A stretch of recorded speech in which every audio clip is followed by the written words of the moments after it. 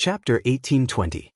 With the collapse of Belrock's huge body, almost all beings in the Land of Fire noticed the changes in the Land of Fire. In the unstable space of the Land of Fire, in the misty northern sky, a gigantic palace that reached the clouds appeared on the other side of the seemingly endless sea of lava. It was so majestic and tall that it could support both heaven and earth. It had a grayish-black background, some bright red patterns, and some golden runes. This was obviously not the work of nature. This was the palace where the fire demon king, Ragnaros, resided, the Saffron Palace. After defeating Lord Laeris, Avina was the first to rush back to see if she needed help. Who knew that she would see Belrock fall as soon as she came back? As the demigod with the strongest eyesight, she keenly noticed another change in the Land of Fire. Look!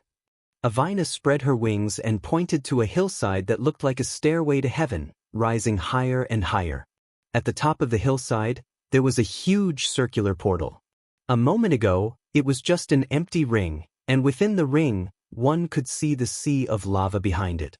If anyone were to pass through the ring so foolishly, they would probably fall directly into the magma and be burnt to a crisp without leaving any bones behind. As Belrock fell, the runes on the ring, which were originally like chicken intestines, suddenly shone with a golden light. Under the illumination of the golden light, a portal with a mysterious and evil aura opened. In the center of the portal, in the chaotic and mysterious aura, there was a ferocious skull that kept flashing.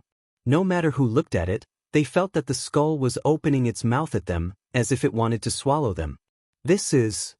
Everyone was a little uncertain. At this moment, Duque came over, surrounded by hundreds of fire demons. One of the former guardians of the Land of Fire, the demigod hunter Shanox, humbly bowed to the other demigods and then spoke. That is flame breach. It can lead to Ragnaros' palace. In fact, although the Land of Fire was indeed the core area of the fire elemental plane, it was actually a cage where the titans of the pantheon had imprisoned Ragnaros and some overly ferocious fire elementals that couldn't be completely destroyed in a short period of time. Only through this portal can we reach the core region of the Land of Fire. Major Domo pondered for a moment and added, Ragnaros has been severely injured twice so far, and his soul has become loose. The first time was 25,000 years ago, when the Titans conquered Azeroth. The second time was when you destroyed his doppelganger in the Molten Core. If Master kills Ragnaros in the Saffron Palace, he will be erased from this world forever. A person who betrayed his master for glory was never likable. Most demigods did not like Majordomo, but few knew that he had been forced to surrender by Duque. He didn't care anymore. Anyway, he could only follow Duque all the way to the dark. When Duque became rich, he naturally followed suit. If Duque knelt, he could only follow suit. Therefore, completely ignoring the gazes of other existences, Majordomo revealed this big news that was definitely good for the Alliance army. Duque felt a little good. Duque had had enough of enemies that couldn't be killed no matter what. They would often come back to life and resurrect. He didn't want all his enemies to enter the Eternal War list. Wouldn't it be annoying to have them cause trouble again after 30 or 50 years? Since there was a chance, this time, he had to make Ragnaros kneel and sing Bleak. Let's go! The ferocious skull on top of the fire crevice kept opening and closing as if it was trying to scare the intruder or swallow the intruder in one bite. Duque was not interested in this boring trick of pretending to be scary. To be safe, he, who was best at spatial magic among demigods, naturally reached out a tish and inserted it into the portal. As soon as he touched it, Duque almost laughed out loud. He didn't know if the fire elemental fellows were careless in the first place, or if they were born with low vigilance. They felt that if there really was an enemy, they could easily get rid of the enemy with their strength. Without a butler in such a huge Land of Fire, it felt like Lager was deaf and blind. Duque could clearly sense that Ragnaros didn't even put any of his divine thoughts on the Land of Fire. He didn't even have the thought of being vigilant, let alone being on guard. Lager was trying hard to communicate with the fire elemental elements in the whole of Azeroth, attempting to tame all the fire elemental elements in the world and turn them into his subordinates. No wonder this guy has a total of 2 managers. Duque muttered. Beside him, Major Domo, who had just eaten the ghost web spider queen and had a chance to become a demigod, had been paying attention to his master's words. He was completely baffled by what he heard. He couldn't possibly understand. Duque was talking about him and Fandral Staghelm, who was supposed to be the next manager. Lager was like an illiterate lord. Because he was too uncultured and only knew how to act rashly, all management matters could only be handed over to the managers. Now that history had changed, Fandral Staghelm didn't defect to the enemy, so naturally, there was no more managers. There was also the rather troublesome flame druid combination in history. One demigod after another passed through the fiery rift. They arrived in front of a huge palace with its doors wide open. Who are you? This isn't a place mortals are allowed to come. At least a few fire elemental creatures appeared. 2 fat fire elemental flame archons, and 2 lava giants with magma flowing all over their bodies, molten flame fathers, were all the soldiers guarding the gate. They were all high attack, high HP, and hard to deal with lava sputtering. If they were just mortal powerhouses, it might be a little difficult. But Duque had more than half a dozen demigods on his side. The Bear brothers howled and pounced together. There were other wolves faster than them. The wolf god had just lost and was depressed. Because Belloc had taken out 90% of his HP, Goldring was restrained in the latter half of the previous battle, so he naturally couldn't beat Varian. The wolf god was rather unreliable when it came to recognizing other races as his sons, but he was still very principled. He said he wouldn't call him Sun Smash, so he wouldn't. He vented all his anger on the little monsters. Other beings might be afraid of the lava damage from these elite monsters, but Goldring's defense and vitality weren't considered strong among demigods. But before he became the god of the wilderness, he was born as a winter wolf. He walked in the polar regions and was born with frost elements. The surface of his body was surrounded by a freezing aura that was far stronger than the ice barrier of a Breaking Dawn mage, and it was very effective against fire elemental monsters. Chapter 1821. As the saying went, a cat's hands were cheap, while a dog's mouth was cheap. Duke couldn't figure out whether Goldring belonged to the Meow Star family or the Wang Star family. The wolf god was very fast. Mortals could at most attack the father of molten flames with the speed of a tortoise robbing a snail, but Goldring was robbing a snail-level lava giant at the speed of a cheetah. With a single leap he flew up 5 stories high. His 4 claws and mouth attacked at the same time, and with lightning speed he plucked off the lava armor on the giant's arm almost instantly. He had broken through 5 layers of armor as soon as he entered the battlefield. Goldring's white shadow flashed left and right a few times, and the rock giant turned into an ordinary giant with bright lava flowing all over it. Cenarius, who had been depressed by Duque for a long time and had been a babysitter for a long time, had never beaten anyone up before. It was rare for him to show off. He posed in a Vsop centaur pose, raised his front hooves high in the air, and a javelin made of vines automatically formed in his right hand. Cenarius exhaled and shouted, "Huh!" With a loud shout, a green vine spear cut through the scorching sky, like a man taking a piss. It split in half in the air and shot directly into the chests of 2 fathers of molten flames who had stripped off their outer layer of rock. A touch of green rose from the foreheads of the 2 high-level lava giants. It was as if they saw something they had never seen before in their lives, a vast grassland overflowing with green. 4 high-level elites lay dead just like that, leaving only lava residue on the ground. Demigods wouldn't be interested in the corpses of this level of trash. But Xianxia's 2 molten hounds were different. They rushed forward eagerly and tasted the delicious flame essence left behind after the death of their compatriots. Without needing Duque to do anything, the group continued to advance deeper into the Saffron Fortress. As a player in his previous life, when Duque entered the fortress, he would complain about who had built such a gorgeous palace for Lager. Later, he found out that it was actually in the style of the Titans. The servants of the Titans were built according to the standards of a prison. This fortress was a prison. But even if it was made into a prison, it was still too beautiful. Most of the doors here were standard circular, and the flame characters on the circular borders gave off a smooth feeling of Latin. The brownish-black floor, paired with a large red round ball, highlighted the identity of the prisoners in this prison. Golden hemispherical braziers could be seen from time to time, with a golden band around them. They looked like a combination of Saturn and its rings. It was quite sci-fi. A fire elemental that looked as strong as Baron Geddon of the Molten Core blocked the only path. If it were 10 years ago, Duque and his hero alliance would have a headache encountering this fellow. At the very least, he wouldn't be able to escape after 20 minutes of intense fighting. However, times were changing. After experiencing many battles, the heroes were also growing rapidly. Especially when the will of planet Azeroth was slowly unlocking the limits of what mortals could achieve, the Lava Dominator, which was equivalent to a boss monster in the Dark Portal for 15 years, was nothing more than an appetizer. Without the demigod taking action, the Alliance heroes would beat it to death. Entering a huge hall, there was only a narrow path leading to the platform in the center of the lava lake.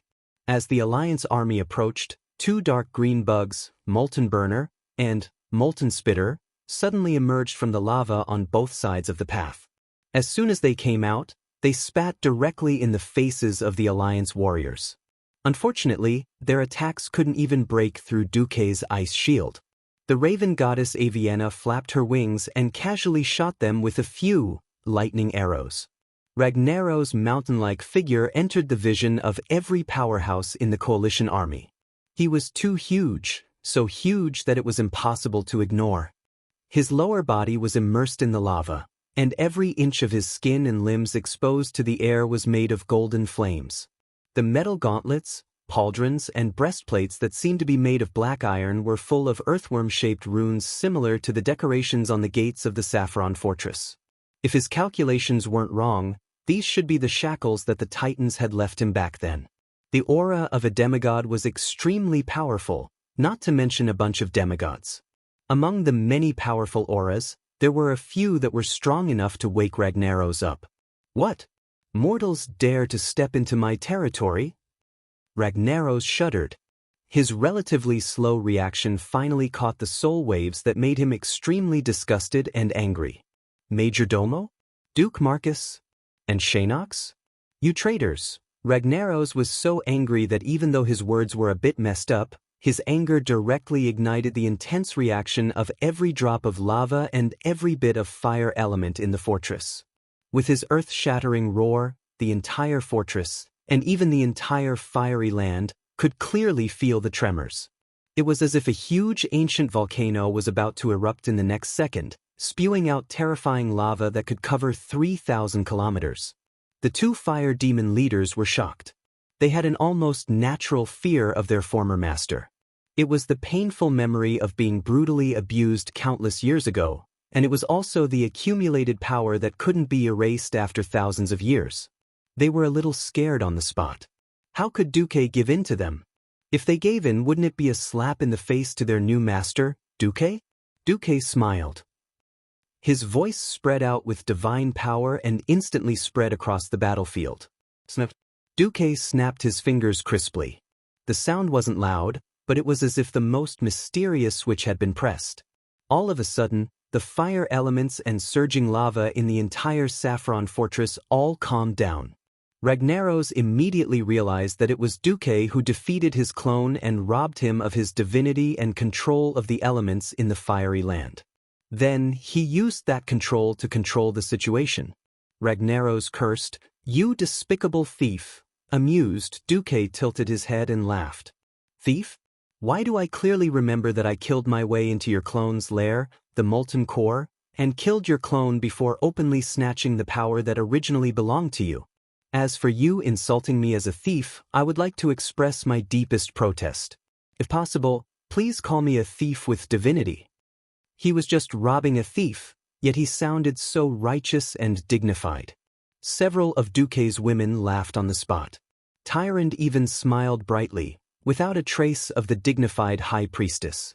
While Duque's women were amused, Ragnaros was naturally even angrier. Robber! Traitor! Destroy all of you! I will watch you burn. Fire will purify everything. Chapter 1822. Accompanied by Lager's distinctive slogan, he raised the giant hammer in his hand high. The hammerhead alone looked as huge as a heavy tank. It was covered in spikes and surrounded by a temperature of over 10,000 degrees. It was very powerful. Duke knew that this was no longer the hand of Ragnaros the Balrog that Lager liked to use the most. Instead, it was a lower-level hand of scorching destruction. This two-handed hammer was equally powerful, but in theory, it definitely didn't have the terrifying power to kill someone instantly. In fact, it couldn't be calculated that way. The divine artifact, the Balrog hammer, was held in the hands of Lager's clone, so its power was extremely limited. The hand of flaming destruction was an epic weapon, but it was used in the hands of Lager, who was blessed by the fire elements of most of the Land of Fire. In the end, it was hard to say which weapon was more powerful. Of course, there was another saying. The Balrog hammer was the Balrog hammer precisely because it was held in the hands of a Balrog. Only in Ragnaros's hands would this hammer be the genuine Savras. Suddenly, he felt a little lucky that because Magni Bronzebeard had turned into a diamond, the divine artifact, the Balrog hammer, was temporarily passed on to his younger brother, Muradin, and was not present today. If the original Balrog hand had appeared, it was really hard to predict what would have happened. Even Duque didn't dare to take Ragnaros's angry blow head-on. It couldn't be helped. Not every demigod had strong vitality and defense. For example, Medivh did have strong magic power and magic attack power, but when he didn't use a magic shield, he was not much stronger than an ordinary human man. Duque had used 3 elements to completely strengthen his body, but he was a human. No matter how much he strengthened himself, he wouldn't be more durable than a dragon with half his body. When Ragnaros began to spread his fire domain and the other elements couldn't operate well, Duque didn't want to casually break through space and use flash when facing Lager's hammer. A true top expert who had stepped into the divine realm was extremely difficult to fool. Duque couldn't guarantee that his teleportation would be seen through. Therefore, Duque decided to call for help. He circulated his chi in his danton and shouted, "Big bear!" In the next moment, a giant bear that was walking on its hind legs swayed its big bear butt and used charge to knock away Ragnaros, Savras, right before it was about to slam down on it. As he worked, the demigod did not forget to mock Duque fiercely. "How many times have I told you? My name is Ushik." Duque didn't care and shouted again, "Bear too. *CK. My name is User." Although he was cursing, Urso, who had mastered elemental power, pounced on Lager. He pulled out a dazzling purple lightning spear from between his gigantic bear paws and threw it at Lager's lava body. BZZT BZZT BZZT. The destructive power of the wind element produced by the intense lightning clashed with the fire element on Lager's body.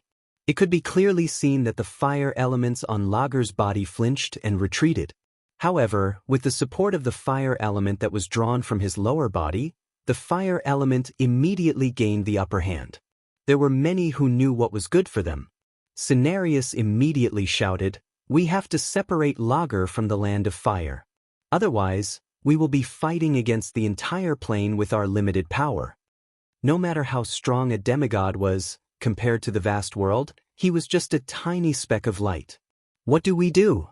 Tyrant hurriedly asked in Duque's ear. Duque used the system to scan the surrounding environment. He narrowed his eyes and said quickly, "Attack with full force. There is a limit to how fast Ragnaros can replenish fire element from the Land of Fire. As long as our destructive power is faster than his replenishment speed, we can create an opportunity to separate him from the plane." In terms of pure speed, Iwina was the fastest. However, Iwina's strength was in her detection and perception. The one who could truly attack quickly was the wolf god. Goldring ran quickly on all fours. He sprinted close to the ground, looking like he was flying. He was so fast that the lava trap that Ragnaros had set up was indeed triggered by Goldring's claws. However, the wolf god was too fast. The surging lava spewed 3 stories into the sky. The exploding lava could only cover the afterimage of the wolf god as he moved quickly. Closing in on Lager, who only had half of his body exposed, Goldring was not greedy. With his agile body, he approached the Fire Demon King and quickly waved his limbs. His large white claws scratched the air dozens of times. It looked like he was scratching the air, but in reality, his claws had already released a continuous stream of wind blades containing the power of ice towards Lager. Roar! Suddenly suffering from the extremely destructive elemental attacks, even the thick-skinned Lager could not help but roar in pain. Lager raised the Balrog's hammer high again, but he was hit in the right arm by a huge tortoise shell flying at him. He almost lost his grip on Savras and dropped his hammer. After Duke cast an ice shield on him, the tortoise god let out a fart. It was not smelly, but it was especially loud. Poof! The hill-like turtle god flew into the air and smashed towards Lager. The extremely hard turtle shell carried Duke's powerful frost aura, and Lager grimaced from the impact. In his rage, Lager did not care whether Totoro did it on purpose or not. He raised his hammer and smashed it at Totoro. The tortoise deity retracted his head into the tortoise shell at a speed that seemed slow but was actually very fast. Yes, he relied on his turtle shell to make a living. You can smash it all you want, but if you really break it, it's my loss. After smashing 6 or 7 times in a row, Lager finally came to his senses amidst the pain of being beaten by the other powerhouses. Am I stupid? Why am I hitting a turtle? When the Fire Demon King was about to change targets, the 2 bear monsters raised Totoro's turtle shell and threw it at him. Smack! Lager, whose lower body was hidden in the lava, was tragically hit in the face. Lava flowed out of his large nostrils. Could this be the legendary fire element version of Nosebleed? However, this time, Lager was not fooled. Come out, my children. Protect your king. Countless small inverted triangular fire elementals emerged from the edge of the platform where the Fire Demon King was. They rushed out of the pillars of fire and rushed towards the huge hammer, Thuris, that Lager was hammering on the floor. Don't let them touch the hammer! Duke shouted. Ashbringer's bright golden holy light was the first to be unleashed. In less than half a second, all the children of fire on the right side of the platform were wiped out. Imriel stuck out her buttocks as she swung the divine artifact great axe in her hand, which did not fit her size. In a 720-degree arc, happy flames swept across the area, destroying the Son of Fire and successfully absorbing all the fire elemental energy that was escaping from it. Chapter 1823. While the mortal heroes were busy dealing with the Son of Fire, Ragnaros hid. He completely hid his huge body in the lava lake in the middle of the platform. Not only that, but every 4 seconds, a dozen scorching lava arrows would shoot out from the boiling lava lake. Lager, who seemed to be a product of surging lava, actually had a different kind of scheme. He aimed every lava arrow at the heroes and demigods on the platform. Kalia could not dodge in time, and a lava arrow blasted into her body. If she had not swung the Veronel Ancient King's hammer in her hand at the last moment, and the head of the hammer floating above the handle suddenly bloomed with a soft golden light, blocking the blow with a huge shield, Kalia might have been disfigured. This was only a theoretical possibility. Kalia tilted her head and saw that Duke was looking at her. Duke was probably testing her skills and reaction speed. Kalia smiled sweetly at Duque. This was a response to his concern. After so many battles, the clumsy princess was now the main priest of the Alliance's hero group. Unless the enemy was too far apart, normal attacks really couldn't threaten her. No one thought that this scene would be seen by Lager, who was hiding under the lava. The eyes of fire elemental creatures were always just decorations. They didn't really have eyes. What they used to see the world was actually sensing the elements of the world around them. In their perception, the world was roughly and simply divided into 4 elements: earth, water, fire, and wind. The surrounding fire elementals could see the situation, which meant that Lager himself had seen it. Seeing that his plan to summon the Son of Fire into Savras had been ruined, Lager stopped hiding and poked his upper body out of the lava lake. Watch out! The lava lake that the Fire Demon King is hiding in is another space. Duque finally realized. He didn't expect the seemingly reckless and irascible Lager to have such a cunning side. The Saffron Fortress was originally an independent space within the independent space of the Land of Fire. Who knew that there was another freaking space in the space? This kind of overlapping relationship really made one's scalp go numb. So what if I know? In the Land of Fire, I'm absolutely invincible, Lager roared proudly. All of a sudden, the Fire Demon King did something that surprised Duque. This move definitely did not exist in Duque's memories. Unlike in the original history, Ragnaros's momentum at the moment was that he wanted to kill all the invaders. First, he gave it a big slap. His left hand suddenly swept from left to right. Not only did his golden left palm emit a high temperature, but it also sent Urso flying more than 10 meters away. At the same time, it also created a lava wave that was at least 10 meters tall and 20 meters wide. No matter how well equipped they were and how many fire resistance potions they had prepared beforehand, no mortal hero would be willing to bathe in the suffocating, invisible lava. That kind of deadly heat in the darkness would cause nightmares after just one. The veteran team members who had experienced the Battle of the Molten Core all retreated in a hurry, just like William. He had already rushed to the side of the lava lake and used the holy sword wind created by the dual sword artifact to slash at Lager's waist. Lager swung it horizontally, and he had no choice but to jump out of the attack range of the lava wave. Unexpectedly, this was a feint. Lager didn't intend to use this move to hurt anyone. All the previous actions were just to cover for the fire demon hammer that he had pulled behind him and raised high. Cenarius, who was at the outermost part of the platform, saw everything clearly. He immediately exclaimed, "Be careful." It wasn't that they didn't want to be careful. A fire giant whose upper body was 10 stories tall was extremely fast and terrifying. Anyone who had faced it before would know how terrifying it was. If it was just a simple physical attack, it would be terrifying enough. Not to mention, before this attack, Ragnaros had forcefully used his greater control of the elements to push away all the other elements on the platform. When the fire element was more than 99% dominant in a certain space, using other elemental magic would become a joke. If one wasn't a demigod, they probably wouldn't even be able to activate a life-saving skill like Ice Barrier. When Lager did this, Duque already felt that something was wrong. He also had a share of control in the fire elemental realm. Unfortunately, after the Land of Fire was connected to Azeroth and was replenished with new fire elements, his share was indirectly diluted. Even if he killed a few leaders and secretly snatched the elements in the Land of Fire, Duque's control of the fire elements in Lager's lair would not exceed 20%. Duque didn't know who Lager was going to attack.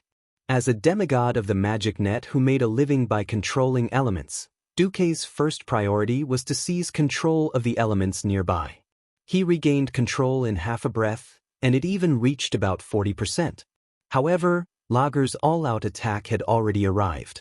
At this moment, Duque finally realized that Lager's target was Kalia. In a team battle, get rid of the opponent's healer first. This was common sense, and there was nothing wrong with it. Duque also knew that if he were in Lager's shoes, he would do the same. However, when Lager's, Savra's, Balrog smashed towards Kalia, Duque was still furious. Lager! F***CKU, time seemed to have stopped. At this moment, there were actually many people who ran over to save the situation.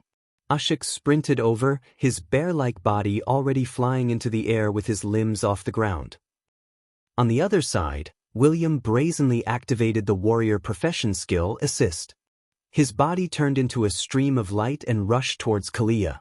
As long as he could catch up, he would block this attack for Kalia even if he had to cross his swords to block it. However, everyone knew that both of them were half a beat too slow. Based on the attack speed and trajectory, the Balrog hammer would hit Kalia before they could. How was a human priest going to block this huge hammer that weighed more than 100 tons and contained a huge amount of fire elements? The answer was definitely that she couldn't. Just when everyone thought that Kalia's body would explode and she would die from this blow, Duque made his move. Pharaoh was never known for his defense. Even though Duque was a demigod, he didn't have the body to block Lager's full-powered physical attack. Duque had his own way of dealing with Duque. Unknowingly, his divine artifact sword had merged with his staff once again. A strange divine artifact spear turned into a gorgeous arc of light and pierced the bottom of Lager's Balrog hammer.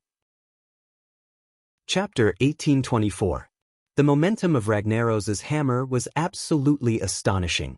However, when a landslide would not affect anyone, no matter how powerful it was no different from fireworks. All that was left was a spectacular sight. Oh, and a bang! Duque had never thought of facing an enemy like Lager, who was both an elemental and a strength type. His spear strike was similar to Tai Chi, which was able to move 1,000 kilograms with little effort. He did not deliberately block it. Instead, he used the simple principle of leverage to cause Lager's hammer to miss. When the spear struck, the end of the hammer's handle rose slightly, and the huge hammer head fell down in advance. In order to prevent the Allied forces from protecting Kaliya, Lager did not hold back in this hammer strike. This also meant that he had lost all room for adjustment. The hammerhead that was as big as a house came crashing down. Just the hard quadrangular protrusions on the hammerhead brushed past the outside of Kaliya's body, and the protection blessing that Lager had thrown at Kaliya shattered. In the face of a higher level of absolute destructive power, the so-called protection blessing that could protect teammates from physical damage for a certain period of time was nothing more than a joke. When Kaliya hurriedly retreated, a strand of blonde hair that had been hanging in front of her left chest rose as she leaned back. Because it was out of the protection range of Holy Word, shield, it only brushed past and was instantly turned to ashes by the flames of Savras. After narrowly escaping death, all that was left was fear. Lager roared angrily and unwillingly raised 3 fingers on his left hand. Dozens of sparks of various sizes suddenly lit up on the ground around Kaliya. This was a battle in a world of flames. Flying sparks and splashing lava droplets were nothing out of the ordinary. Existences with weaker elemental sensing would be hit by it in minutes. This wasn't some Mars. It was a highly variable, molten core. If left alone, it would absorb the fire elements in the surroundings within 1 to 2 seconds and turn into molten hellfire, turning the surroundings into a purgatory. Unfortunately, Lager was facing Duque, who had the strongest elemental sensing in the world. After dodging Lager's counterattack, Duque waved his hand, and the sparks that had just begun to light up disappeared without a trace, like chalk being erased from a blackboard. Humph! Lager snorted coldly. Only now did Kaliya truly feel a lingering fear. Her pure and pretty face instantly turned deathly pale. It seemed like Lager's attack had come to an end, but who would have thought that a scream would come from midair? No one noticed it until a scream rang out. Everyone looked over and saw that the Raven Goddess was bathed in flames and had fallen head first. From the looks of it, he didn't fall onto the platform, but into the lava lake in the distance. No one knew what had happened. Only Duque, through the records of the system elf, could see from the quick replay that Lager had used the moment he missed Kaliya's attack to smash his hammer into the lava lake, creating a huge wave of lava that was tens of meters high. His ferocious attack had paralyzed Avina, making her think that it was just the aftermath of his attack. Who knew that his left hook would suddenly appear in the middle of the huge wave? Without any buffer, Avienna, who was in mid-air, took Lager's punch. "I'll go save her." The agile wolf god flew away and left the battlefield. With the momentum of his wave-like subtle steps, his claws barely touched the surface of the lava lake outside the platform as he sprinted across the lake. With a gorgeous pounce, he managed to catch Avienna before she fell into the lava. For a second, Duque almost wanted to warn Avienna, "Grow wretchedly and don't be reckless." No matter what, this was the first demigod that Lager had crippled. Soon, the second demigod that had retreated was born. No one had expected it to be Tortola. The turtle god also had his limitations. He was very strong in pure defense. What everyone had to consider was that his original body was a turtle. After leaving the familiar ocean and coming to land, his strength was slightly discounted. When he reached the land of fire, he had to give another 50% discount. His defense against physical attacks was indeed impressive, but Savra's main attack method was the fire element. Duque had already been continuously injecting frost elements into Tortola's body to offset the power of the fire element, but he had received too much fire element. When he couldn't expel it from his body, Tortola's demigod body was directly affected. His tortoise skin was drying and cracking, and his limbs were becoming sluggish. In the end, he couldn't even stand. Like a billiard ball, Lager hit his turtle shell horizontally and sent Tortola flying near the fortress gate. Shocking! Lager had seen through Tortola's weakness, slow movement. The turtle god's movements were slow due to a lack of water. Who knew how long it would take for him to crawl back to the center of the battlefield? That guy's turtle shell was measured in tons. Apart from him, who could carry such a large turtle shell back? Perhaps the Bear Brothers could. The important thing was that the Bear Brothers had already taken over Tortola's position and became the main MT. Duque frowned. With the support of the entire plane, Lager's combat strength was a little beyond imagination. Duque, are you done yet?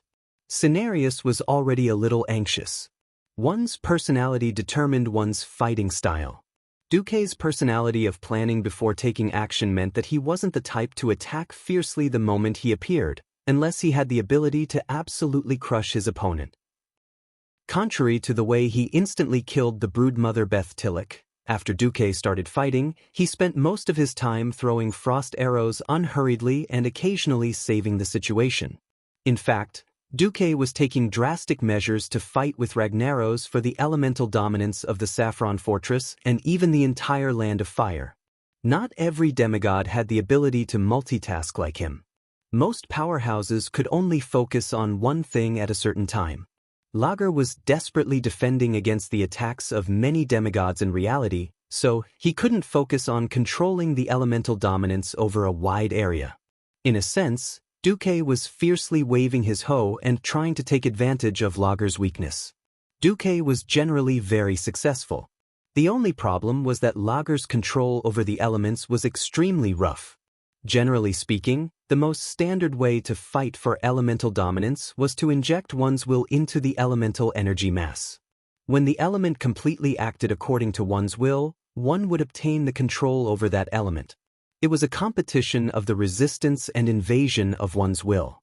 However, Lager didn't fight against Duque at all. Invasion of Duque's will? Alright. Lager directly gave this mass of elemental energy to Duque. The next second, he directly used an even greater amount of fire elements to break Duque's control over that mass of energy. To achieve elemental dominance, there was a minimum amount of will that needed to be injected per unit volume. What Lager did was to continuously hurt people with his own will. More and more fire elements rushed in at high speed, constantly diluting Duque's willpower, so that Duque couldn't form absolute control over any of the fire elements. Chapter 1825. For a short period of time, Ragnaros was indeed able to effectively resist the invasion of Duque's will. He did not give up control of the fire elements. However, Duque's will never stopped invading. As time went on, when Lager was unable to inject more fire elements to maintain a diluted state, or if he used elements that Duque had not invaded to replace them, Duque would seize control of the entire Land of Fire much faster than before. This was a classic double-edged sword. Lager was betting that he could get rid of Duque and his gang before Duque seized power. To be honest, at this point, Duque was no longer in a hurry. Lager's method was actually very much in line with his fiery temper. Pure fire element was like a one-shot attack. If he could not kill the enemy, he would die of exhaustion. In a sense, fire element was not very compatible with Duque's temperament. Duque was completely relying on his rich knowledge of thermodynamics as a transmigrator and the help of the system to snatch the meat from Lager. If it was just a simple battle between Duque and Lager, Duque might really be exhausted to death by Lager, who had more resources and the geographical advantage. Unfortunately, since Lord Lager loudly said that he wanted to burn the entire Azeroth to ashes, then don't blame the will of the planet Azeroth for sending a bunch of big shots to kill you. The four major elemental realms approached Azeroth and broke through the spatial barrier. In turn, Azeroth instructed Isra to resurrect more demigods to fight back. This was originally a counterattack in line with the will of the planet. As Duque began to suppress Ragnaros in the amount of elements in the Land of Fire, Lager was busy dealing with Duque and did not have the time to use fire elements to repel other elements. This also indirectly freed a certain demigod. Lager wanted to win quickly, but he was being too presumptuous. The demigod team had Xianxia, the super healer, on their side. Body-devouring flames. Ragnaros raised his hand and immediately covered 1/3 of the platform with flames. Several mortal heroes and demigods who couldn't dodge in time were bathed in flames. Tranquility. Xianxia raised both his arms and used a powerful healing skill to restore all of his HP back to full. Fiery world. Lager turned his surroundings into a sea of fire again. Tranquility. Meteor strike. Lousy still, Ning. Quiet. I don't care if Lager's moves are ever-changing, Xianxia will just use tranquility to counter it. Who cares if I'm a poisonous healer or a real healer? In any case, the powerful natural healing skill had never stopped on any of the powerhouses. Of course, Lager knew that in a group fight he had to kill the healer and healer first. After Kalia almost got into an accident, Ashik and User could be considered to have seen through Lager's thoughts. They did not do anything but stood in front of Xianxia, ensuring that they could catch the sledgehammer with their bare hands. The two bear monsters had thick hides and flesh, and they were able to withstand Savra's attack, not allowing Xianxia to be injured in the slightest, nor was his spell casting interrupted. These three demigods were not the only ones that Lager had to deal with. The raven goddess rested for a while, then spread her wings and flew into the air to attack again. Tortola took a breath and began to prepare for battle again.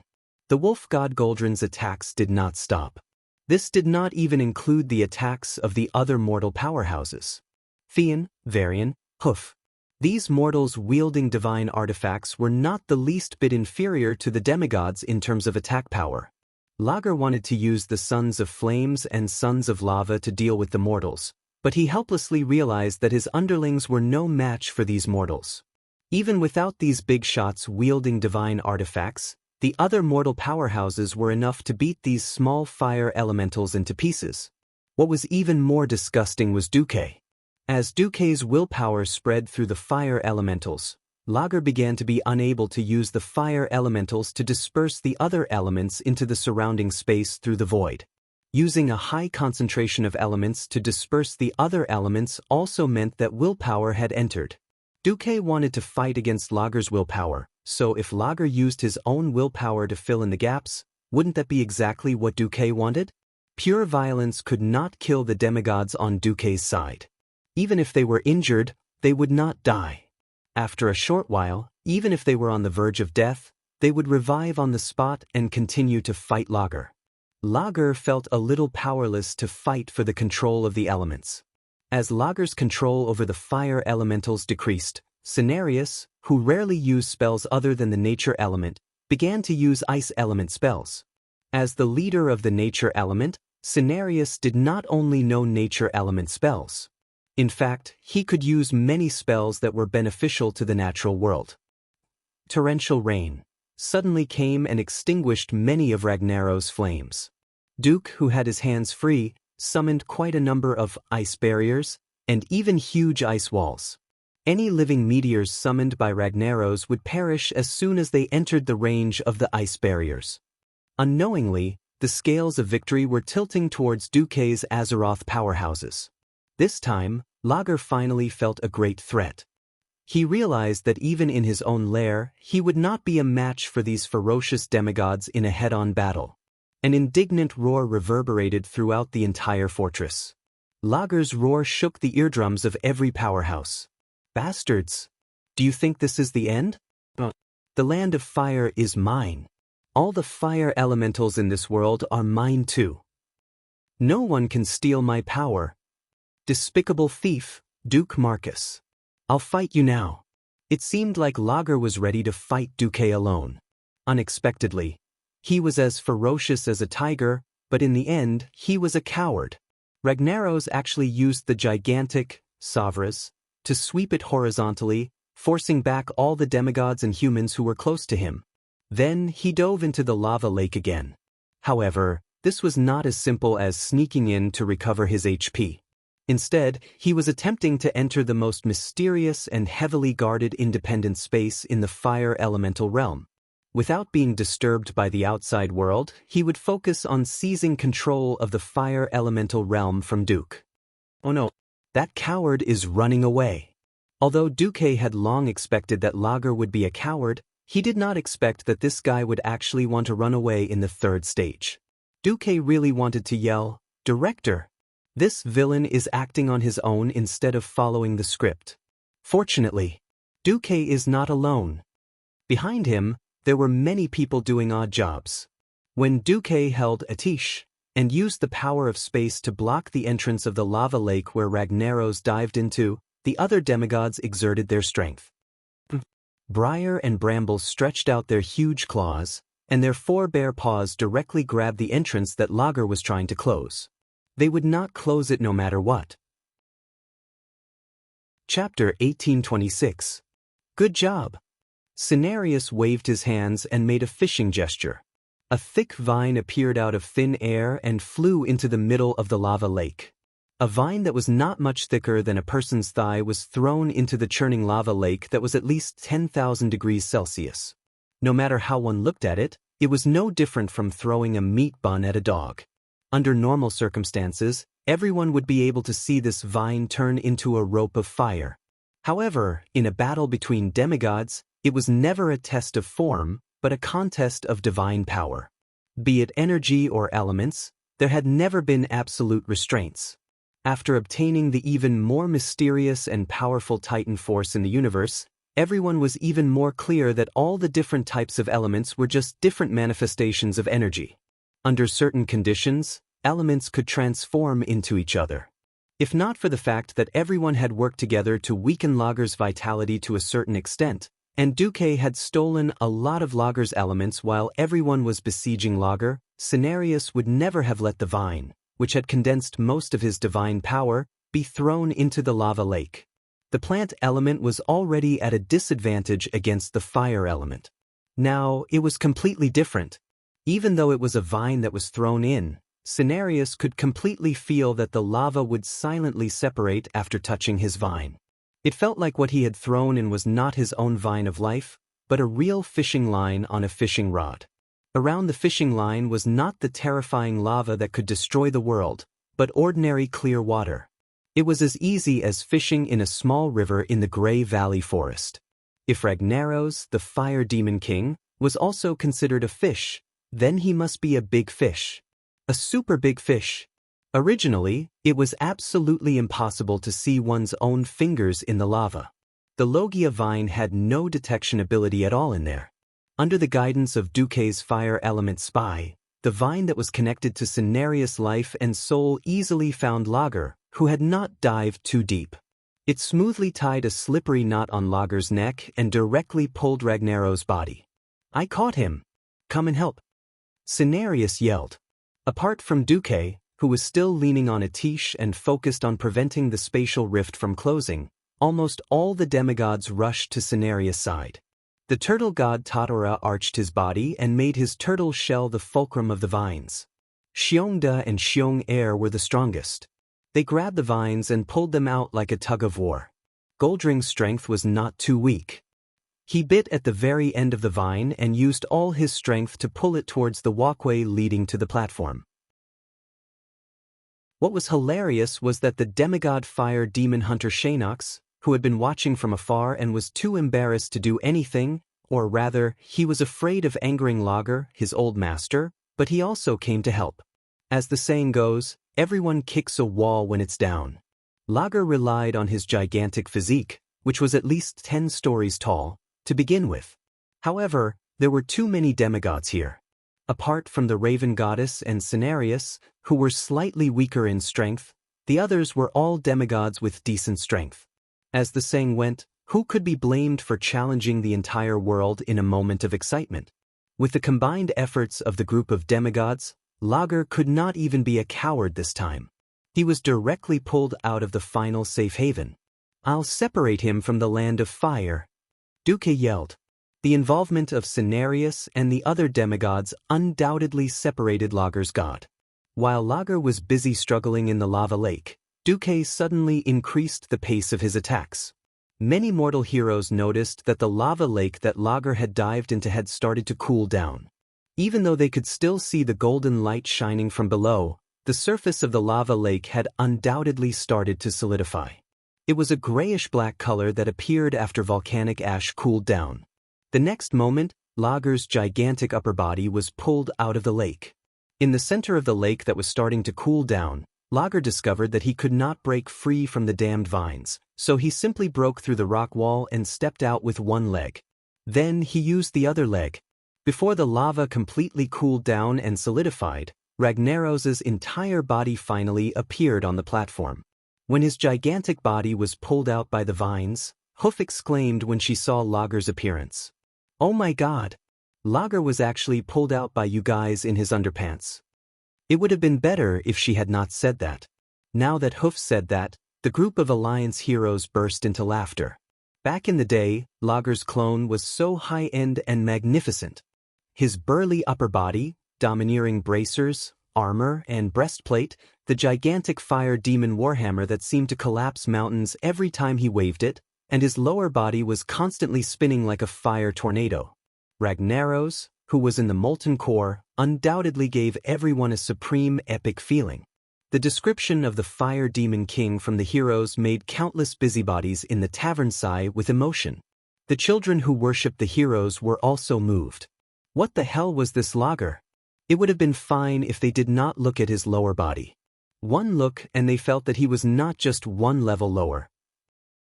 Although everyone could imagine that he was a humanoid creature with 2 hands and 2 legs, this Lager was only wearing a pair of short metal underpants, and his crotch armor was like a huge black iron anchor that was swinging around. It was easy to think of things like tiger penis or elephant penis. Forget about that. Compared to Lager, who was wrapped like a conical bucket, it was easy to think that Lager was actually like a sissy in a skirt who suddenly shyly went back to his room. Originally, he thought that the room was too hot, and in order to cool down, he only wore underpants and wandered around his room. It was at this moment that a bunch of unromantic bastards grabbed him out of his little nest and wanted to beat him up. This was really out of character. "You've angered me. You've really angered me. I'll come out now and crush all of you into ashes." Lager's threat might sound powerful the first time, but after hearing it for a while, it sounded like the laments of a defeated dog. He. At some point, the mortal heroes had already started to surround him and sneer. All the demigods were even more eager to fight. If Ragnaros was connected to the land of fire and had endless elemental energy to replenish himself, perhaps no demigod here could defeat him. However, when no one called for external help and only used their own stored energy to have a fair duel, then there really were a few demigods who lived up to Lager's name. Son, watch Daddy's performance. It was not that Goldring did not mean to break his promise, it was just that he had suffered for a long time, and in a moment of excitement he had forgotten. Chapter 1827. It had to be said that the wolf god's all-out attack was quite ferocious. At least in the first round, Lager could not keep up with Goldring's speed at all. Whoosh, whoosh, whoosh. Dozens of claw shadows tore through the air and quickly streaked across the void, imprinting themselves on Lager's huge body and causing him considerable damage. Ragnaros was not an earth elemental giant, and he did not have a body that could knock the teeth out of dragons. Other than the few metal armor on his body, Lager was dressed like a berserker. If he changed to a shield and changed his hammer to a spear, he would look like a Spartan with 300 red underpants. In a rage, Lager swung his hammer at Goldring. Unfortunately, the difference in size and speed made Lager look like a human lord trying to deal with a white mouse that had crawled all over his body. The waist between Lager's breastplate and belt was as big as a racecourse for Goldring. If Lager had focused all his attention on Goldring, the Bear Brothers would have already arrived. Oh, put, put, put, put. 2 pairs of bear paws flew up and down, each of them able to hit a large patch of lava from Lager's waist. When Lager tried to send these 2 huge opponents flying with a sweep, it was Tortoise God Totora's turn to face his hammer. When he released a large-scale fire spell, it was Duque and Iwina's long-range attacks. Iwina's attack power was limited and could only be considered a nuisance at most. Duque, the thief who had stolen the origin of fire, was the one who was aggressive. Just think about it, even Cenarius had started casting frost spells. How could Duque, the demigod of the weave, not attack? A terrifying icicle large enough to make Orgrimmar the main beam of the great hall of the great chieftain appeared out of thin air and stabbed straight at Lager. The 15-meter-long icicle was sharp at the front and thick at the back. It was a fatal nail. Lager could imagine that if he was stabbed by this icicle, he would be in big trouble. The icicle contained terrifying frost elements, and he felt as if Duque had forcefully compressed an entire iceberg into this icicle. Meteor! He could no longer care about anything else. A huge, fiery meteor suddenly solidified in midair. With extreme precision, it struck Duque's icicle from above. A victorious smile appeared on Duque's face. "I'm not afraid that you won't fight back, I'm only afraid that you won't accept my challenge." To condense a fireball, one needed to inject willpower. Duque was such a scoundrel. As soon as Lager put his will in, Duque's willpower would follow. The two wills launched a fierce attack in the air in a way that mortals couldn't see. One side was furious. One side was a grindstone made of flesh and blood. It spun continuously like a tornado, grinding away at Lager's willpower. Lager was a veteran demigod and the only master of the fire elemental realm for tens of thousands of years. His strength was unquestionable. Unfortunately, as the saying goes, 2 fists are no match for 4 hands. The icicles that Duque threw at him were enough to keep Ragnaros busy. Not to mention the demigod fire demon hunter who was trying his best to please his new master, 6 gods of the wilderness, and more than half of the mortal hero group. Countless injuries were left on Ragnaros' burly and huge body. For a moment, he wished that his body was covered in armor. Then, he wouldn't have to suffer so many physical injuries for no reason. Right now, he was like a water bag riddled with holes. Magma was gushing out from almost every corner of his body. In the past, the magma was just a part of his body that he constantly replaced. Now, it was his life force that would never return. Marcus? Ragnaros let out the loudest roar since the start of the battle. He raised his Savra's warhammer high and bent his body backward. He didn't even notice that the middle finger of his naturally extended left hand was bitten off by Goldring. Lager was going all out. Right at this moment, the space that was filled with red and yellow was dyed with a more dazzling golden line. Duque disappeared. A mage's most common spell was Flash. For 99% of the mages in the world, Flash was only a spell used for escaping. Even after Duque transmigrated, it had been like this for a long time. This time, it was a little different. Between the afterimage that he left at the place where he used Flash and the figure that appeared in the air behind Lager after he flashed, there was a thin golden line connecting the afterimage and the body. Only the top demigods who paid the most attention to the overall situation would notice that there was a hole in Lager's seemingly thick and hard black metal breastplate, a hole that could allow a human to pass through. Through this hole, the thin golden line continued to extend backward. It pierced through the northern wall of Sapron Fortress outside the huge lava lake and even the spatial barrier of the Land of Fire. At this moment, on Duque's Song of Light and Shadow, there was a fist-sized crimson bead. It wasn't quite right to call it a bead, because those with sharp eyes, such as the crow goddess of Ina, were surprised to see that the bead was contracting and expanding like a human heart. It was pulsating. It was similar to the beating of a heart. If one was observant enough, they would notice that as the bead was pierced, its pulsation became slower and slower, and the pulsation became smaller and smaller. Cenarius couldn't believe his eyes. Ragnaros, whose chest had been pierced, finally showed a second expression other than anger. It was a look of horror and fear. Lager let out a scream that didn't match his usual deep voice. No, a very strange scene happened. He thought that as the king of fire demons and the ruler of the Land of Fire, Ragnaros' death would be grand and heroic. Even if it was **T. It should be a big explosion. A mushroom cloud or something. Unfortunately, it didn't happen. When Duque stabbed Ragnaros with his sword and took away the last 1% of his HP, Lager's death only melted like a candle under high temperature. the 10-story tall body turned into the most common form of lava in the Land of Fire. It began to melt and flow in all directions, flowing back into the lava lake through the holes on the platform. His pauldrons, breastplates, and bracers, which weighed at least 100 tons, all slid down along the melting body and finally fell off the body of the king of fire demons. The earthworm-shaped runes on the equipment that were once shining dimmed. If it weren't for the huge equipment that still retained the appearance of the Titans, one would even think that they were natural scrap metal and not the equipment of the once glorious king of fire demons. Chapter 1828.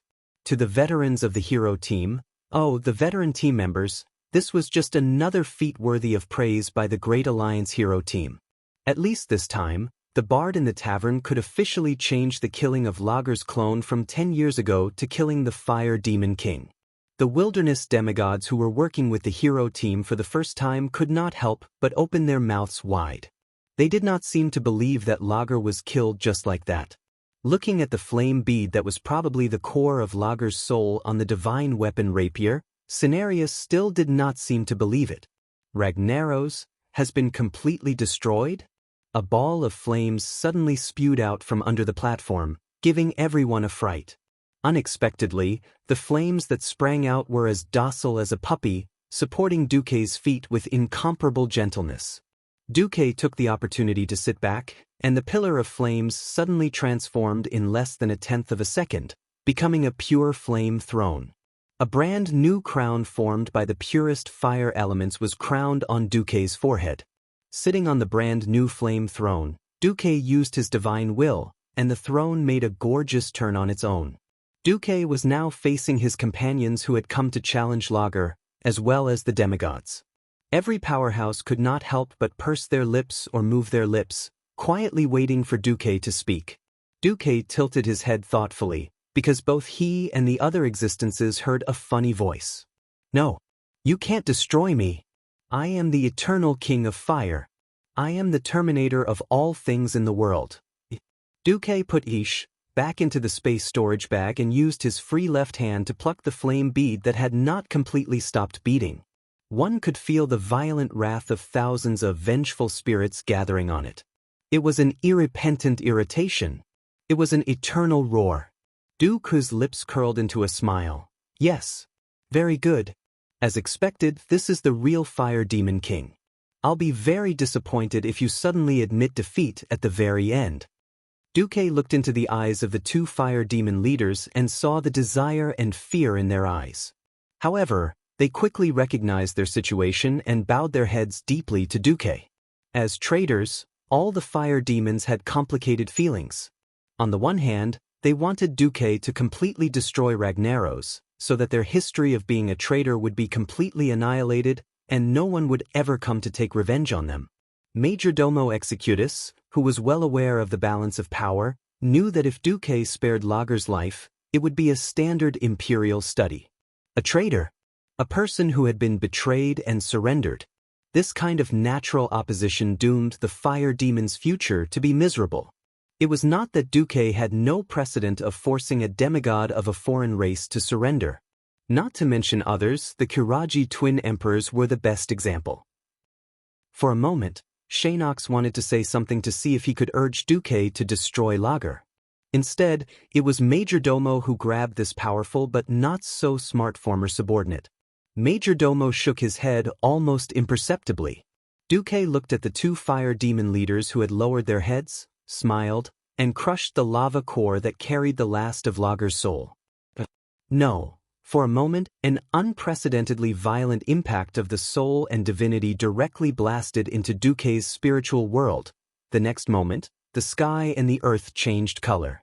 The lava at the bottom of the platform, the runes around Saffron Fortress, and even the lava that splashed on the surrounding walls, all dimmed at this moment.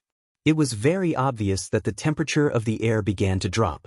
Even without Duque's ice shield, the temperature of the surrounding environment was still unbearably high, but the terrible pressure that could destroy everything at any time was gone. In a broad sense, the Land of Fire was a very vast place. After the Land of Fire overlapped with planet Azeroth, it occupied at least the entire southern foothills of Mount Hyjal. On the defense line close to the north, a large number of low-level and mid-level fire elemental creatures were crazily attacking the defense line formed by Guardian Hyjal, the Night Elves, and the Dalajan Mages. Unlike the casual leveling at the beginning, as the Land of Fire further integrated with the world, the stability of the space brought more mid-level and high-level fire elemental creatures. In fact, the defense line was already tight in many places, and was even broken at one point. It was all thanks to the elite mages and mages sent by the Dalajan mages to retake the position. Suddenly, all the fire elemental creatures stopped attacking. They could not even fight back in the face of the allied army's attack. Not only the fire elemental creatures, but all the soldiers of the allied army who had a certain level of elemental perception felt an inexplicable throbbing in their hearts. Be it the allied army or the fire elemental creatures, they all turned their heads and looked towards the south. In the impression of mortals and fire elemental creatures, the Land of Fire was always a world of jumping and violent activity. There were erupting volcanoes everywhere, and rivers of lava would suddenly appear across the land, attacking other fire elemental creatures. It was a place of intense combat that was countless times more brutal than the law of the jungle. However, what entered their eyes now was a world filled with bright colors, but it was peaceful and still. From an incredibly intense and dynamic scene, it had turned into a world that was almost still. Such an exaggerated transformation was only due to the dissipation of a supreme will. The world of fire elemental creatures became quiet and serene. The entire world of fire seemed to have calmed down, obediently and silently prostrating towards the new Lord of Flames. It was practically the most humble servant. On the Flame Monarch, Duque widened his eyes. Anyone could see that a ball of golden flames was burning in Duque's eyes, growing stronger and stronger. Duque could clearly feel that his will, which had once been difficult to advance in this world, could now soar freely and extend as it pleased. At this moment, all the new mages connected to the weave could feel the laws of fire magic in the entire weave undergoing a huge change. Not long ago, fire magic had always required the most spiritual force out of the three main types of magic. It was like a free wild horse, refusing to be enslaved in any way. Now, powerful fire elemental creatures seemed to be fearful as they lowered their prideful heads towards the mages. Not long ago, due to the conflict between Ragnaros and Duque, every mage had a strict limit on the quantity and quality of fire magic they could use each day. Now, new energy had been injected. The master of this mighty magic network, Duke Marcus, had officially announced that the entire fire elemental plane would be under the control of the weave. From today onwards, fire magic and spiritual force will be sold at half price. Duque announced. Chapter 1829. Whether it was the mages on duty far away in Northrend, the various posts in the Eastern Kingdom, or the mages at the front lines of Mount Hyjal, they all welcomed Duque's policy of having the price of mental strength for fire magic. All along, the destructive power of fire magic had been the undisputed leader among the three elements. But in this life, because Du had led a team to fight against Ragnaros' clone in the Molten Core and created the magic net, the use of mental strength for fire magic was much higher than in history. Unfortunately, there was a limit to the number of times it could be used. Now that the price of mental strength for a fire spell was halved, the cost-effectiveness of fire magic was far higher than that of ice and arcane magic. It could be imagined that from today onwards, there would be more followers of the Five Fireball Church. This was just the benefit of selling themselves to Pharaoh for the magic net. The greater benefit was at the defensive line of Mount Hyjal. I know that the mages at the front lines have made outstanding contributions and great sacrifices in order to protect the world. As the new master of the Land of Fire, I allow you to contract these fire elemental creatures as you wish, as long as it doesn't exceed your own mental strength. Duque's announcement sent the entire Dalajan into another kind of uproar. The development of magic changed with each passing day. Ever since the battle at the Molten Core, the Dalajan mages led by Duque had greatly strengthened the spell, Summon Water Elemental. The summoned water elemental creatures would improve along with the master's strength. Of course, the main reason was that as the master, the spellcaster had greater control. Another important reason was that Duque had negotiated a mutually beneficial deal with the Haitian water elemental. The Haitian water elemental would summon its people and compatriots to respond to the summons of the magic net mages. So in this life, Pharaoh's water elemental was definitely stronger than the hordes. Everyone knew that Pharaoh could summon water elemental creatures. As long as the summoning was not cancelled, the water elemental creatures would follow the mages around. Let alone attack, they would even be quiet decorations until the mages gave the order to attack. However, mages never had a spell like summon fire elemental. It was awkward just thinking about it. Pharaoh, who was an ice mage, could find a water elemental pet. As long as he paid a small amount of spiritual energy, an ice mage could even let the water elemental pet stay by his bed as a guard while he went to sleep. The water elemental was not annoyed. If you wanted to perform, it would quietly watch you act cool. If you wanted it to beat someone up, it would shoot frost arrows. If you wanted it to be a bodyguard, it would beat up whoever beat you up. The water element was so useful that the majority of fire mages couldn't accept it. Fire mages would eat their own food. This kind of misery could only be experienced by the fire elementalist himself. For a long period of time, be it the Alliance or the Horde, they used ice magic more than fire magic. There was no other reason. The survivability of the ice element was much stronger, and it was very useful. Now that Duque had taken control of the Land of Fire and become the master of the fire elemental realm, the entire world of magic seemed to have been turned upside down. It wasn't that there were no fire mages who wanted to use fire elemental creatures as long-term summons. Those imaginative Dalajan pioneers even tried to enslave the summoned fire elemental creatures by imitating the warlock's method of enslaving demons. The results were terrible. Fire elemental creatures not only consumed more of Pharaoh's spiritual energy, but more importantly, fire elemental creatures were extremely irritable. If they were unhappy, they would rather self-destruct than listen to a mere mortal's orders.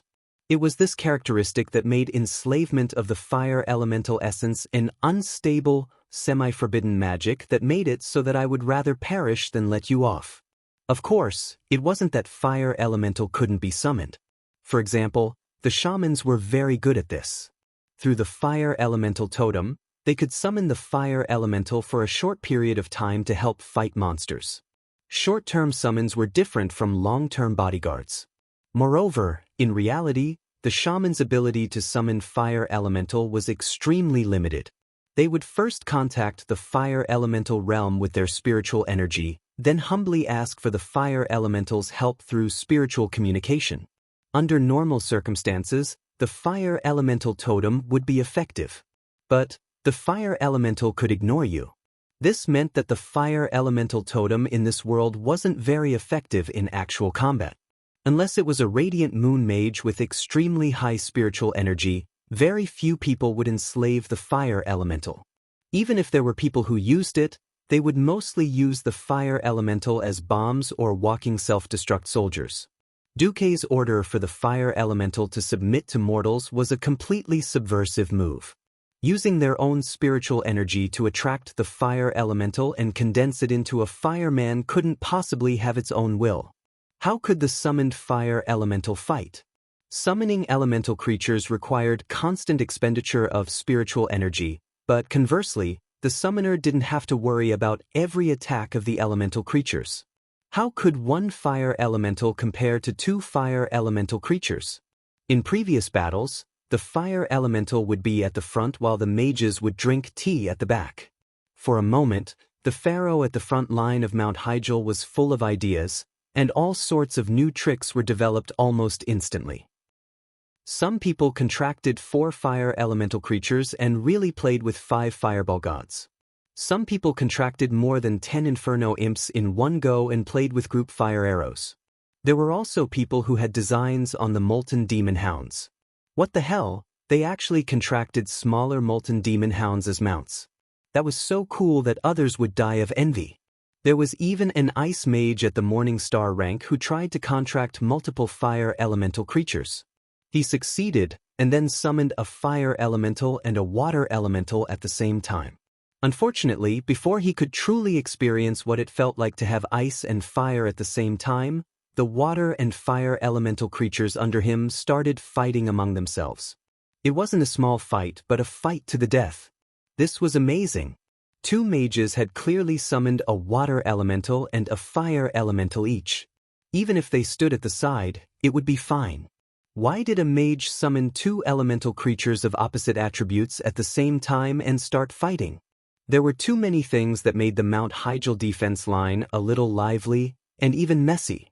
If not for the fact that these alliance mages had fought alongside the Night Elves and defended Mount Hyjal to the death not long ago, the old fogies of the Night Elves would have flown into a rage and chased them all away. Don't King cause trouble in our holy mountain. Duque knew a thing or two about the situation outside. He didn't have time to care. It couldn't be helped. If he killed Ragnaros as an outsider, the fire elemental creatures wouldn't think much of it. Then the fire elemental creatures wouldn't think much of it. Even if Duque and the rest killed all the fire elemental creatures in the entire Land of Fire, it wouldn't matter. Chapter 1830. The characteristics of the Land of Flames meant that new fire elemental creatures would be born here at all times. They would follow the instincts of fire creatures and keep fighting, devouring, and growing. Perhaps in a few years, another Lord of Flames named the Great Loggerscrew would be born, and he would bring a large force to Mount Hyjal to cause trouble. If that was the case, the Night Elves would not have peace. This time, it was the king's flag at the top of the city wall. As a demigod, Duque overthrew Logger's rule and injected his will into the entire Land of Flames. The nature was completely different. Duque was the new King of Flames. After Duque killed Logger, no one stopped Duque's will from pouring into the entire Land of Flames. The vast willpower that was as vast as the heaven and earth began to invade the entire Land of Flames unscrupulously. Duque's will was like the roots of a tree, penetrating, rooting, and sprouting into every crevice in the Land of Flames and every place with high concentration of elemental energy. After Duque completely controlled everything, the ancient elemental language with a mysterious rhythm echoed in the entire fire elemental realm. I am the weave demigod Duke Marcus of Azeroth, who controls the three major elements of fire, frost, and arcane spells. In the battle with your old king, Ragnaros, it ended with my absolute victory. Now, I hereby declare that I am the only master of the Land of Flames, the supreme ruler of billions of fire elemental creatures. Who agrees? Who objects?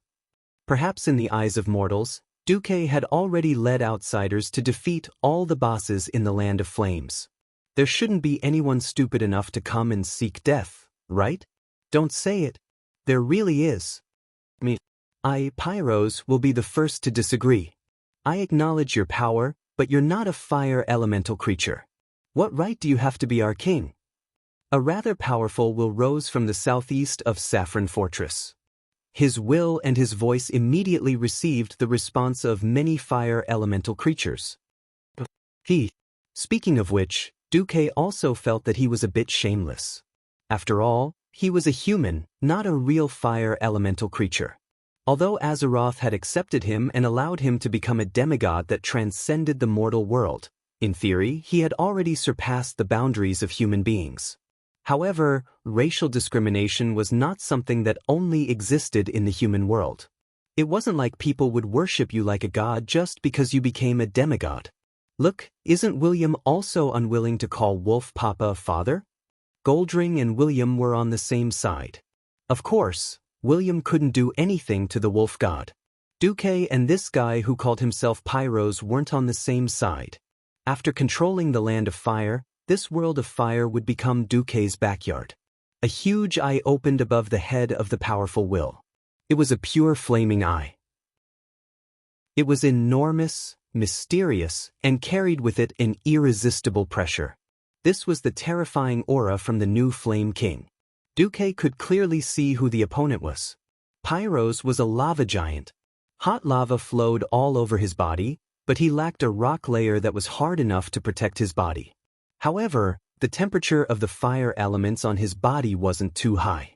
Most importantly, Duque remembered who he was. He was the son of Lord Leolis, who had just been killed and was commonly known as left and right legs by the players. Duque, who was sitting on the flame throne, had a contemptuous smile on his face. Indeed, a family should be neat and tidy, right? His father's corpse hasn't even turned cold, and it's his son's turn soon. This sentence caused the Alliance powerhouses and demigods who were watching this scene from the huge flame screen to reveal a playful smile. Duque flicked his finger, and a huge flaming tornado appeared above Pyro's head. In less than 3 seconds, this huge flaming tornado compressed a massive amount of fire elements at an extremely high intensity. Under the gaze of all the fire elemental creatures within a radius of several kilometers, it turned into a huge fist. The atmosphere was rioting. All the conscious elemental creatures fled the area in fear. Pyro sensed in shock that the power he was familiar with was leaving him, and an even greater and boundless power from the true master of this world of flames was about to descend. This flaming fist wasn't something a little lava giant leader like him could withstand. He didn't beg for mercy, nor did he resist. He just stared blankly as Duque's uncontrollable power dominated and took over the surrounding space. That's right, Duque was showing off his prowess. And he was the chicken that Duque killed to show the still untamed fire elemental creatures of this world. Asterisk boom. Asterisk, the huge flaming fist finally descended. This wasn't a simple physical attack, but an elemental bombardment through and through. A thick pillar of fire that would take 30 people to wrap their arms around connected the ground where Pyros stood with the endless flaming sky. This rather powerful lava giant leader, who should have survived until Return of the Legion, before dying, just like that, his soul and body were reduced to dust in this fiery land. Just like that, Lord Rioles' lineage disappeared from the history of the Land of Fire forever. More flaming eyes appeared in the sky of the Land of Flames. They used their sharp gazes to sweep across all the fire elemental creatures on the scorching land. As the flaming eyes blinked, a sharp voice rang in the ears of every fire elemental creature. Who disobeyed the rule of the new Lord of Flames, Duke Marcus? Is it you? Is it you? Or is it you? As if he was calling names, Duque sent his majesty and will down on the heads of the relatively powerful second-tier leaders. The mother of Nightmare Spider Bestrak was dead, but that didn't mean that the entire Nightmare Spider race was wiped out.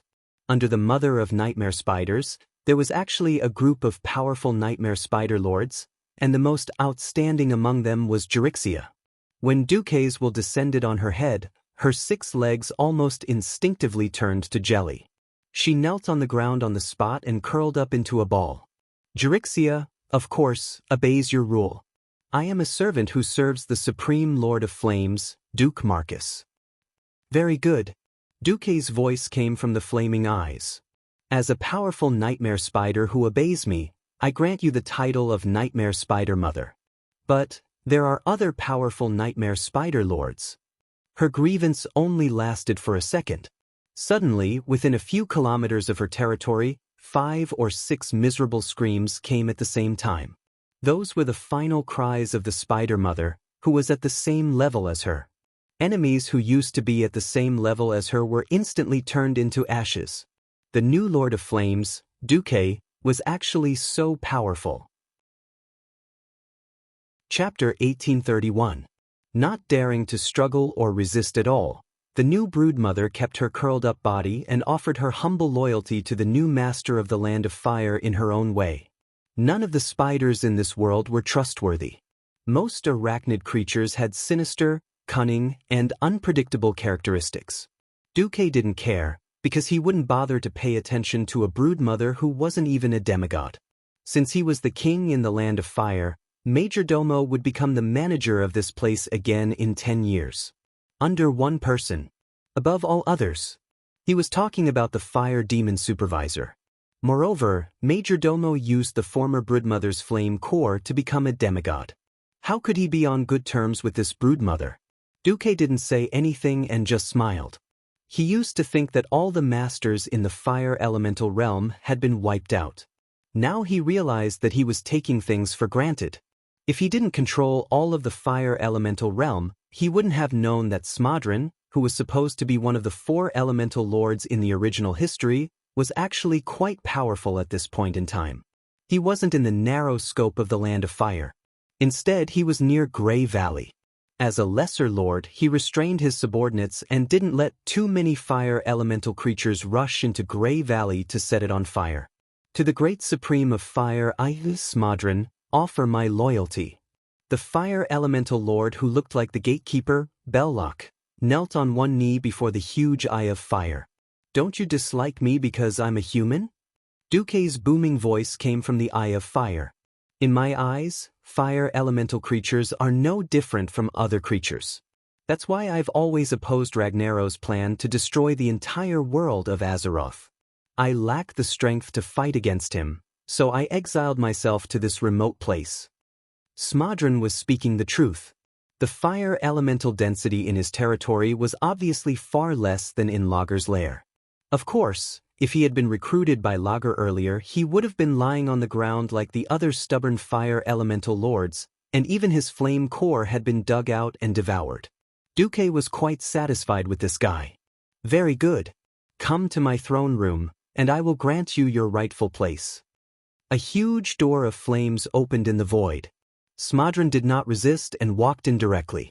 When he came back to his senses, he saw Duque surrounded by a group of fire demons and a group of demigods. Without much to say, he knelt down on one knee and swore his loyalty. The ceremony was completed. In terms of pure strength, Smadron was definitely the strongest among Duque's fire element subordinates. First come, first served. Duque had to give the loyal majordomo a higher status. For the time being, apart from Duke, Majordomo and Nox were ranked second, and Smadron was third. Majordomo was ranked first in the fire elemental world. In the long run, Duque would consider giving Smadron the second position after he made a contribution. This was a check and balance, as well as a test of strength. But that was a matter for the future. Dominating the Land of Fire and becoming the king of one of the 4 major elemental realms, Duque's value would definitely rise. Considering Duque's characteristics as the pharaoh, it was not hard to imagine that he would definitely attack the Tidehunter's water elemental realm. But right now, everything was unknown. Attacking the Land of Fire was not only to help Mount Hyjal, but also to help the world of Azeroth. Duque could feel the gratitude from the half-asleep will of Azeroth. Since Duque killed Lager and got the biggest benefit, he was too embarrassed to take the rest of the spoils. Duque did not know what was going on with the mortal equipment in Lager's hands. In any case, Lager was dead, so he just dug out a bunch of mortal equipment from Lager's lair like a treasure chest. Kale, that speculated that this might be the equipment of the Titans who imprison Lager. No matter what, this batch of equipment was definitely the best batch he had encountered so far. Arathar's Eye of Flames was an epic longbow with a unique design of flames. The huge handguard on the bow also functioned as a gauntlet. Among the disc-shaped patterns on the bow, there was a sun-like core that burned with inextinguishable flames. Tyrande, Chandris, and Lilith naturally accepted such powerful bows. There were 3 of them, and they were of such high quality. A cloth armor, Flame Manager's Sash, was originally taken back by Lager after Majordomo Executus' betrayal. Now, it was more like a symbol of power that Duque had given to this fire demon leader. In addition, there were 3 Shulev. Staff of Annihilation. The shape of this staff and the head of the staff looked a bit like the holy light creature Nar. This was because every piece of gold and rose red metal in the shape of flames was suspended in the air, surrounding the energy gem that shone with a mysterious radiance at the head of the staff. It was not very powerful to call it an energy gem. In standard terms, it was an energy formation that was solidified at the head of the staff. The mysterious energy of destruction was fixed at the head of the staff in a whirlpool-like manner, constantly absorbing the surrounding elemental energy to provide more powerful magic power for the owner of the staff. This standard staff not only provided powerful bonuses in endurance and intelligence, but also had a super high additional bonus in magic circuits. It was no exaggeration to say that the increase in magic power far exceeded the total magic power of a Radiant Moon Mage. Only Breaking Dawn archmages and demigods like Duque could use this staff. There were 3. One was given to Kai, one was kept for Jaina, and Duque took one for himself as a souvenir. Kagwin Balrog King's Warhammer was actually a milk hammer that increased magic power. Because of its powerful comprehensive properties, as well as the increase in spirit and level acceleration, he kept it. When Rhiannon returned, he stuffed it into the Blood Elf Knight leader's hands. The bastard Gavin Rad actually had the nerve to imitate Rhiannon's speech, pinching his throat and shouting, "Boo! Are you trying to make me never return on the path of healing?" If Rhiannon heard this, she would probably want to cry. It couldn't be helped. These days, the Holy Knight heroes were all triple elemental Holy Knights. Rhiannon wasn't the best at fighting, so she was naturally thrown into the role of a healer. The other Holy Knights each had an offensive divine artifact.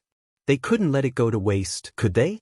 The group imagined Rhiannon, who couldn't complain, especially the Holy Knights, and felt weird. Especially the Hoof, who had been playing around with happy flames. She touched the back of her head in embarrassment and laughed foolishly. If she hadn't obtained happy flames, which was originally Morning Shadow, she would probably have been thrown into the healing team sooner or later. Chapter 1832. Here, let's give this to Rhiannon too. Let's comfort her. Duque took out the two-handed hammer, Savra's Hand of Burning Annihilation, and prepared to give it to Rhiannon. As the warhammer that Lager had used before, this weapon had a rather impressive foundation. Even though the warhammer had shrunk to a size that could be used by humans due to the lack of a massive amount of fire elements, it was a completely different concept in the hands of a true powerhouse. However, William objected. Magni will eventually return. In fact, not only does Muradin not want to use his brother's Balrog hammer, but Magni's spiritual imprint on the hand of the Balrog has not disappeared. Even Bu Lang, who was assigned to the melee team, lacks a suitable weapon. Duque was speechless. The Alliance's hero team actually lacked defensive warriors these days. There were many professions that could tank the boss: defensive warriors, defensive knights, wild druids, and even the new death knights. However, the people who entered the hero's domain were all unrestrained. Look at that group of bastard paladins, each of them carrying a divine weapon for damage output and whistling at the side. They could attack the monsters, but not tank them. William was a true berserker, and he couldn't possibly just give him a shield and let him tank the monster's aggro, right? What a waste of resources. In the end, the one who tanked the boss was Bronzebeard. Bu Lang, who was originally a hunter with a flintlock, was forced to go to the melee team because of the overflow of rangers in the Alliance's hero team. Dwarves had very high requirements for weapons and equipment.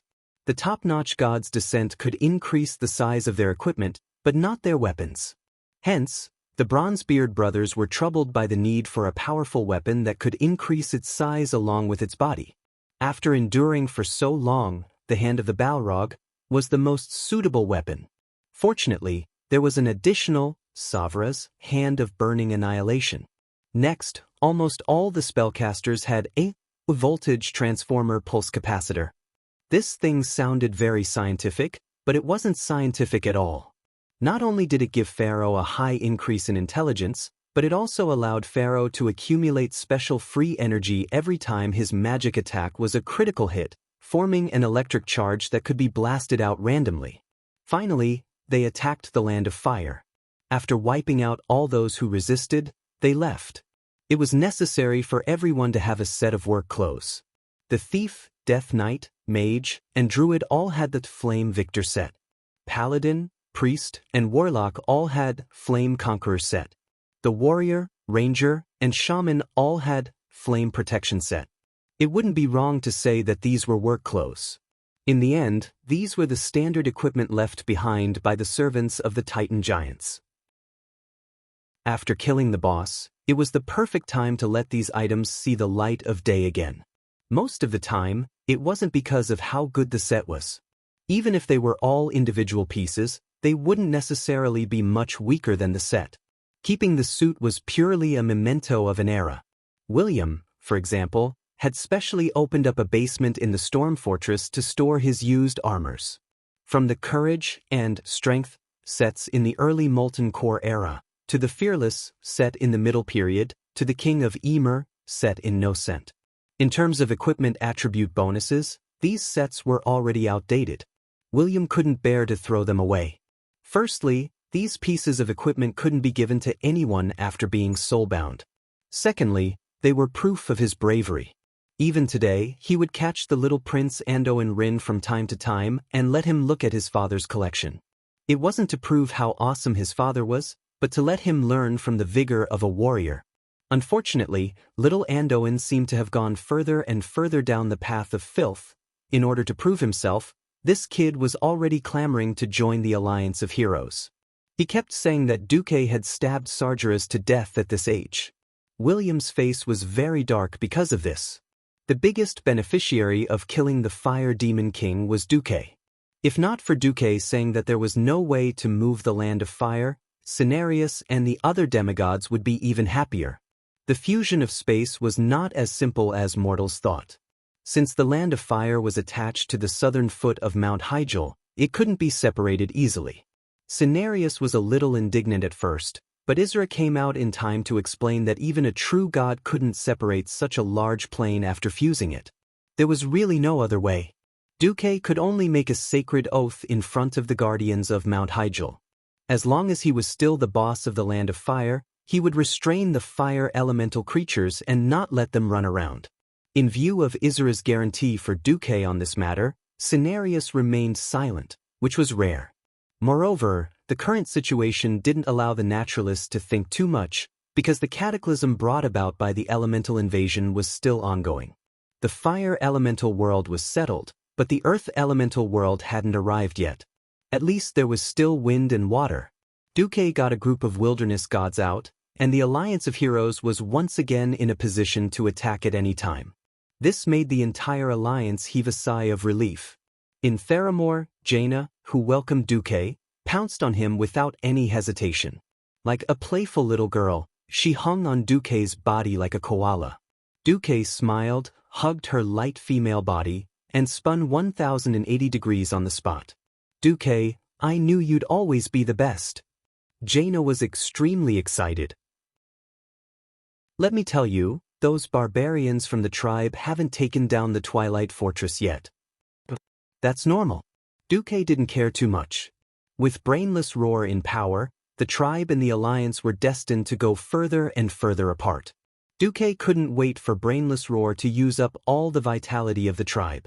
From a certain point of view, it was indeed a solution to solve the food shortage problem by sending people to their deaths. Unfortunately, this was a classic case of putting the cart before the horse. A race with too few people could never become the ruler of a vast land. Yes, Duque, do you think the tribe can take down the Twilight Fortress? Jaina asked after a passionate hug. Before Duque could speak, there was a cold snort from the side. Impossible. No matter how weak my mother is, she's still my mother. Even if she resurrects, she'll definitely be stronger than me. The one who interrupted was naturally Onyxia. She sensed Duque's arrival at Theramore and flew over immediately. Duque curled his lips, feeling that the relationship between the Black Dragon King and his family was really interesting. On this point, Duque agreed. Sinestra is very strong. If it were the current Gurus, even with the Dragon Slayer Groll, they wouldn't be her match. As long as she's here, the tribe can forget about taking down the Twilight Fortress. Duque turned his head and looked west, where the battle was. He smiled and thought to himself, Brainless Roar, I'll just quietly watch you show off and quietly watch you court death. Chapter 1833. Is there anything we can do now?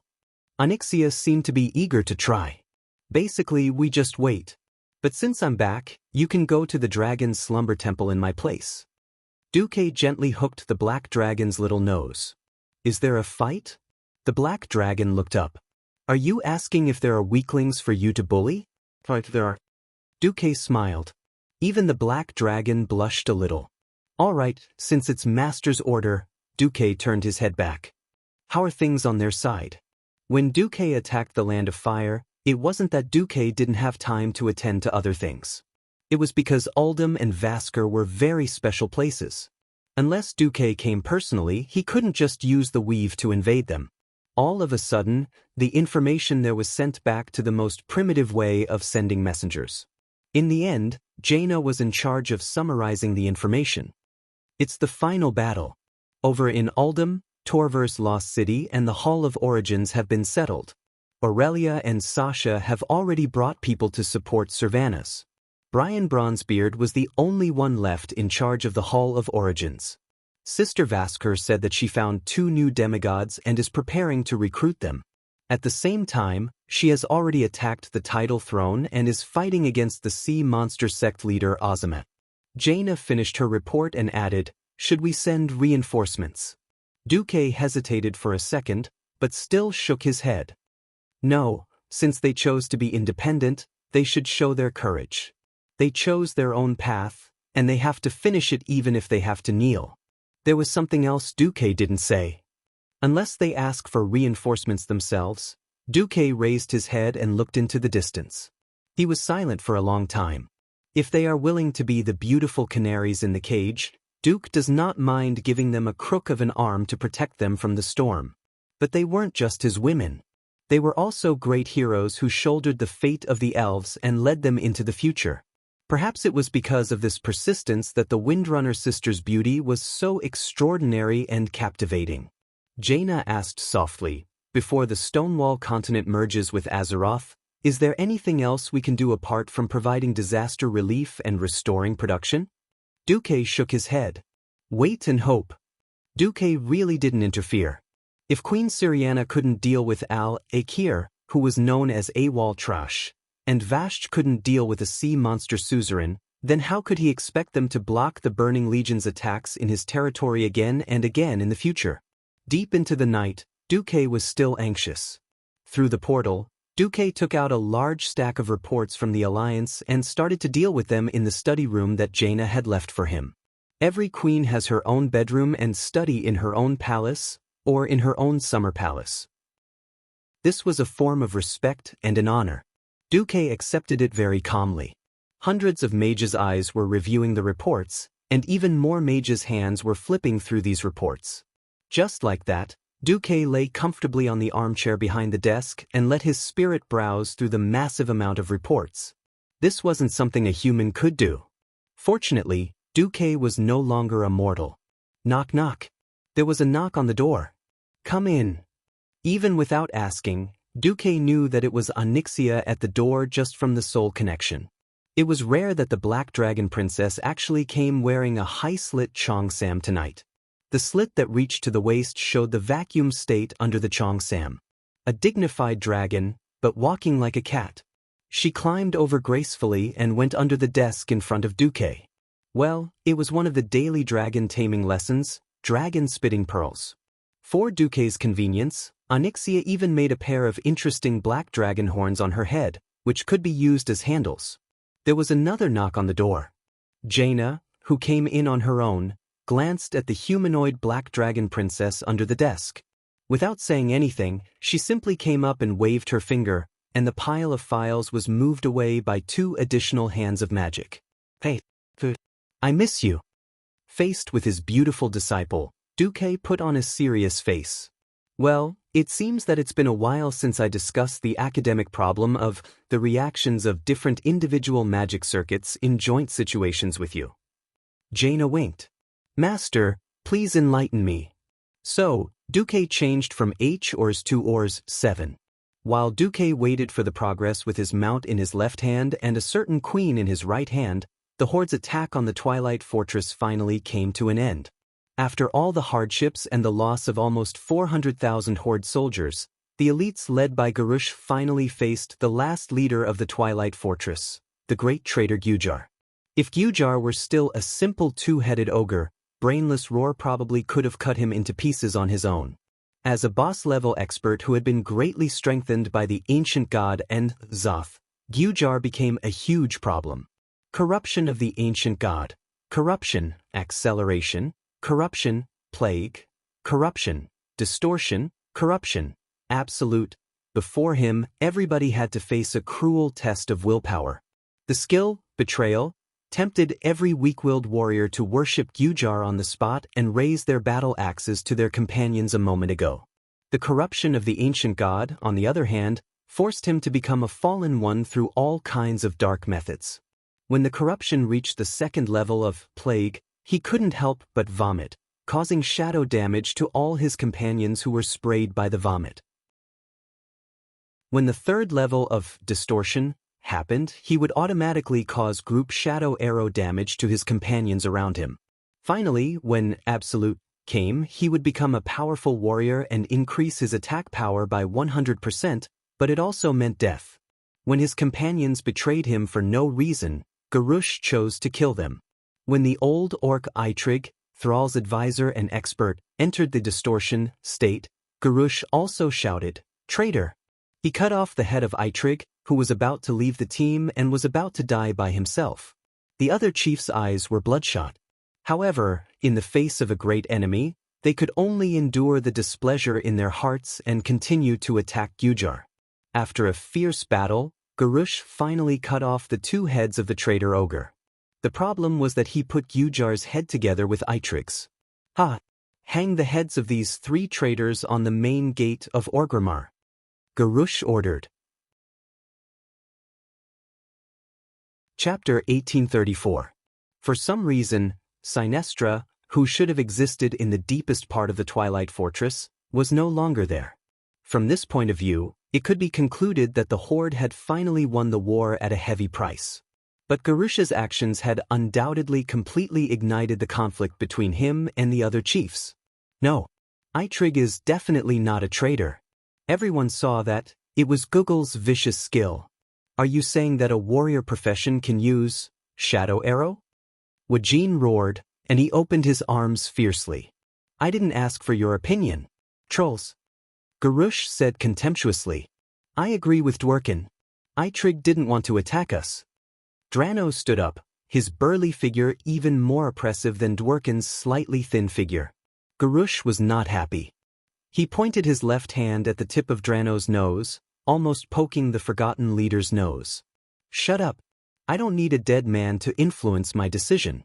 It was I, Garush Hellscream, who led the Horde to win this war against the traitors. I am the only one who will be the victor of this war. Remember, dead face. In the Horde, only the winner has the final say. After saying that, he fiercely slapped the strong pectoral muscles on his chest, making loud banging sounds. Sparse cheers could be heard from the surroundings, but even more people were silent. Garush's "I" deeply stung everyone present. Not only the tribal chiefs, but even many of the elite beastmen who were clustered around the periphery felt that the word was rather harsh. Next to him, Cain, who was covered in blood from the battle just now, strode over regardless of the wounds on his body. The huge totem pole slammed into the ground, making a deafening noise and raising a lot of dust. Garush, what did you say? Are you saying that you are the only winner?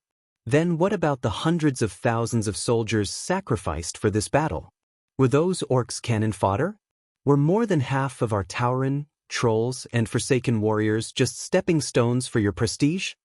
The Tauren chief, who was as huge as a hill, stood in front of Garush, looking down at the great chief who was shorter than him.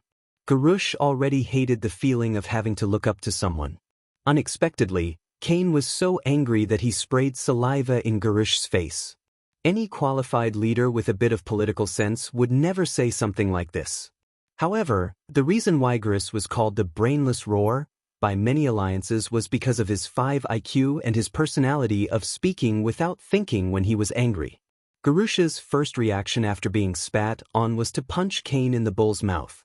It was a powerful, swift, and ruthless left hook.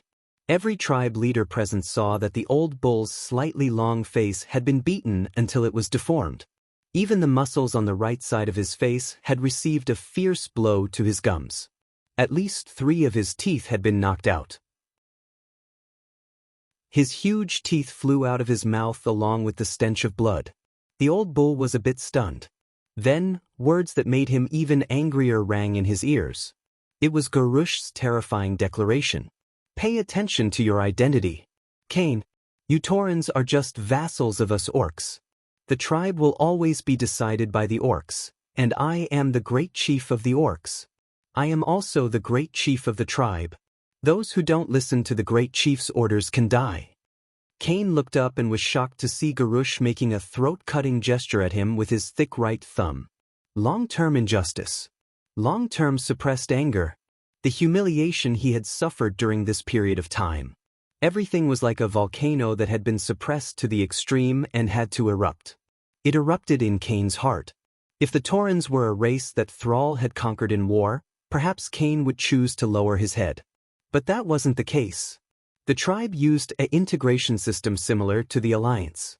In the tribe's declaration, the status of the various races was equal. Even though the orcs in the tribe were numerous and powerful, allowing the orcs to occupy an absolute ruling position, the tribe's declaration did state that other races could challenge the great chief's ruling authority. At this moment, Cain could no longer care about anything else. The Tauren chief pulled out the flag on his back and threw it in front of Garush. According to the tribe's tradition, a Cain Bloodhoof requests to challenge you for the position of great chief. Come, if you really think you are the tribe's #1 warrior, then accept my Makra. Garush's face turned green and then red. Suddenly he roared and stomped on one of Kujar's heads. I've had enough. I've had enough. I've had enough of your complaints. I've had enough of your weakness. Why can't you weaklings obediently listen to the orders of the strong? Don't compare me to that weak fellow Thrall. He has already scrammed. Now, the great chief of the tribe is me, Garush Hellscream. Garush raised his bloody axe high. I accept Cain's challenge. Who else wants to challenge me? Is it you? Is it you? Or is it you? If you want to come, then come at me together. As he spoke, the blade of his axe was first pointed at Cain, then at Wajin, then at Dranos, and finally at the goblin prince Galawex. Wajin was not as impulsive as Cain, but everyone could see that his protruding fangs were trembling with anger. Garush, I don't want to fight with you. When you and Cain's Makra are over, I will make my decision. Wajin clenched his fists tightly. Anyone with a brain knew that unless Garush was completely defeated and Cain replaced him as the new great chief, it would mean that the tribe would split. A week later, at the south gate of Orgrimmar, which was opposite the main gate. It was a huge pit with a diameter of more than a kilometer formed due to the cataclysm. Tens of thousands of tribal warriors formed a huge circle, and at the bottom of the pit were the challengers and the challenged of Makra. Cain was the first to shout, Garush, I will defeat you. Under your leadership, the tribe will surely be destroyed. Ow, ow, ow, Garush brandished his sharp axe. First, he roared at the sky, showing everyone his amazing lung capacity. The wild and primitive roar even suppressed the sound waves of tens of thousands of people for a moment. Then, the young orcs from Nagrand burst into even more enthusiastic cheers. This was their idol, the strong orc that they dreamed of, the role model. No matter what, the one who could lead them to victory was a great hero. Chapter 1835. Perhaps some people criticized Garush for sacrificing too many of his compatriots for this war. But in the eyes of the traditional orcs, so what? Those who died were the weak. The weak were not qualified to have glory, power, and land. Garush. Great hero Garush. It was an earth-shattering cheer, a wild roar, and the shock of tens of thousands of people worshipping him. Garush raised his arms high. He loved the feeling of standing at the pinnacle of power and glory. He raised his father's single-edged axe, Bloodhowl, and waved it a few times. Although he hated his father, who bowed to the human leader, Duke Marcus, he reluctantly approved of his father's actions. At the same time, he felt that Bloodhowl was indeed useful. Of course, he didn't feel anything about his father using a knockoff version of Bloodhowl that he had gotten from a certain demon prince in Karazhan after someone gave him a family heirloom axe. As for feeling the so-called fatherly love, the brave orcs didn't need fatherly love, at least that was what he thought. Garush pointed at Cain from afar and shouted, Cain, I'll give you one last chance. Admit your identity as the weak and kneel in front of me. But don't even think about it. Under your leadership, the Horde will only be destroyed. Cain retorted, In the temporary auditorium near the arena, other than Grohl, who had an indifferent expression, the other chiefs all had nervous expressions. Kane's son, Bane, clenched his fists. As the military commander of the Horde, Varrock Salyafar didn't want to see this happen, but he knew that the conflict had been completely intensified and could no longer be resolved through dialogue. Makra might be the only way to resolve the dispute outside of a civil war. With a deep sigh, the white-haired old orc commander raised his right hand high and put it down heavily. I declare that Kane Bloodhoof's challenge to Gurus Hellscream's Makra begins. The taller and bullier Tauren chief was undoubtedly the strongest MT of the Horde. Ever since Sar led the orcs west to the Kalimdor continent, Kane had been active at the forefront of the war. Since the famous Battle of Mount Hyjal, his majestic figure had been imprinted in the eyes of every Horde powerhouse, and he had never retreated. His bravery and strength were obvious to all. In fact, as soon as the battle began, he completely overwhelmed Garush. Bang! With the exact same fierce charge, the two warrior heroes turned into a stream of light that was hard to be seen by the naked eye and crashed into each other in the middle of the arena. It was the same move, but it was a clash without any fancy tricks. Naturally, the stronger side would win. Facing Kane, who weighed more than a ton and also had innate divine strength, Garush was sent flying. Today, in the duel, Kane did not use his favorite totem pole. Instead, he used a long axe that was more suitable for his hands. Without giving Garush any time to react, Kane activated Spirit's Wrath, and then used Heroic Leap to catch up with Garush, who was flying backwards, and swung his axe down. Close combat. An inch shorter was an inch more dangerous. The price of gaining agility was that the side with a longer attack range would have an advantage. Therefore, there was another saying that an inch longer was an inch more powerful. The Oxhead chief was already stronger to begin with. Coupled with his full strength, the axe that came down from above forced Garush to forcefully parry it with Blood Howl in midair. Bang! It was a fierce blow that shook the entire arena.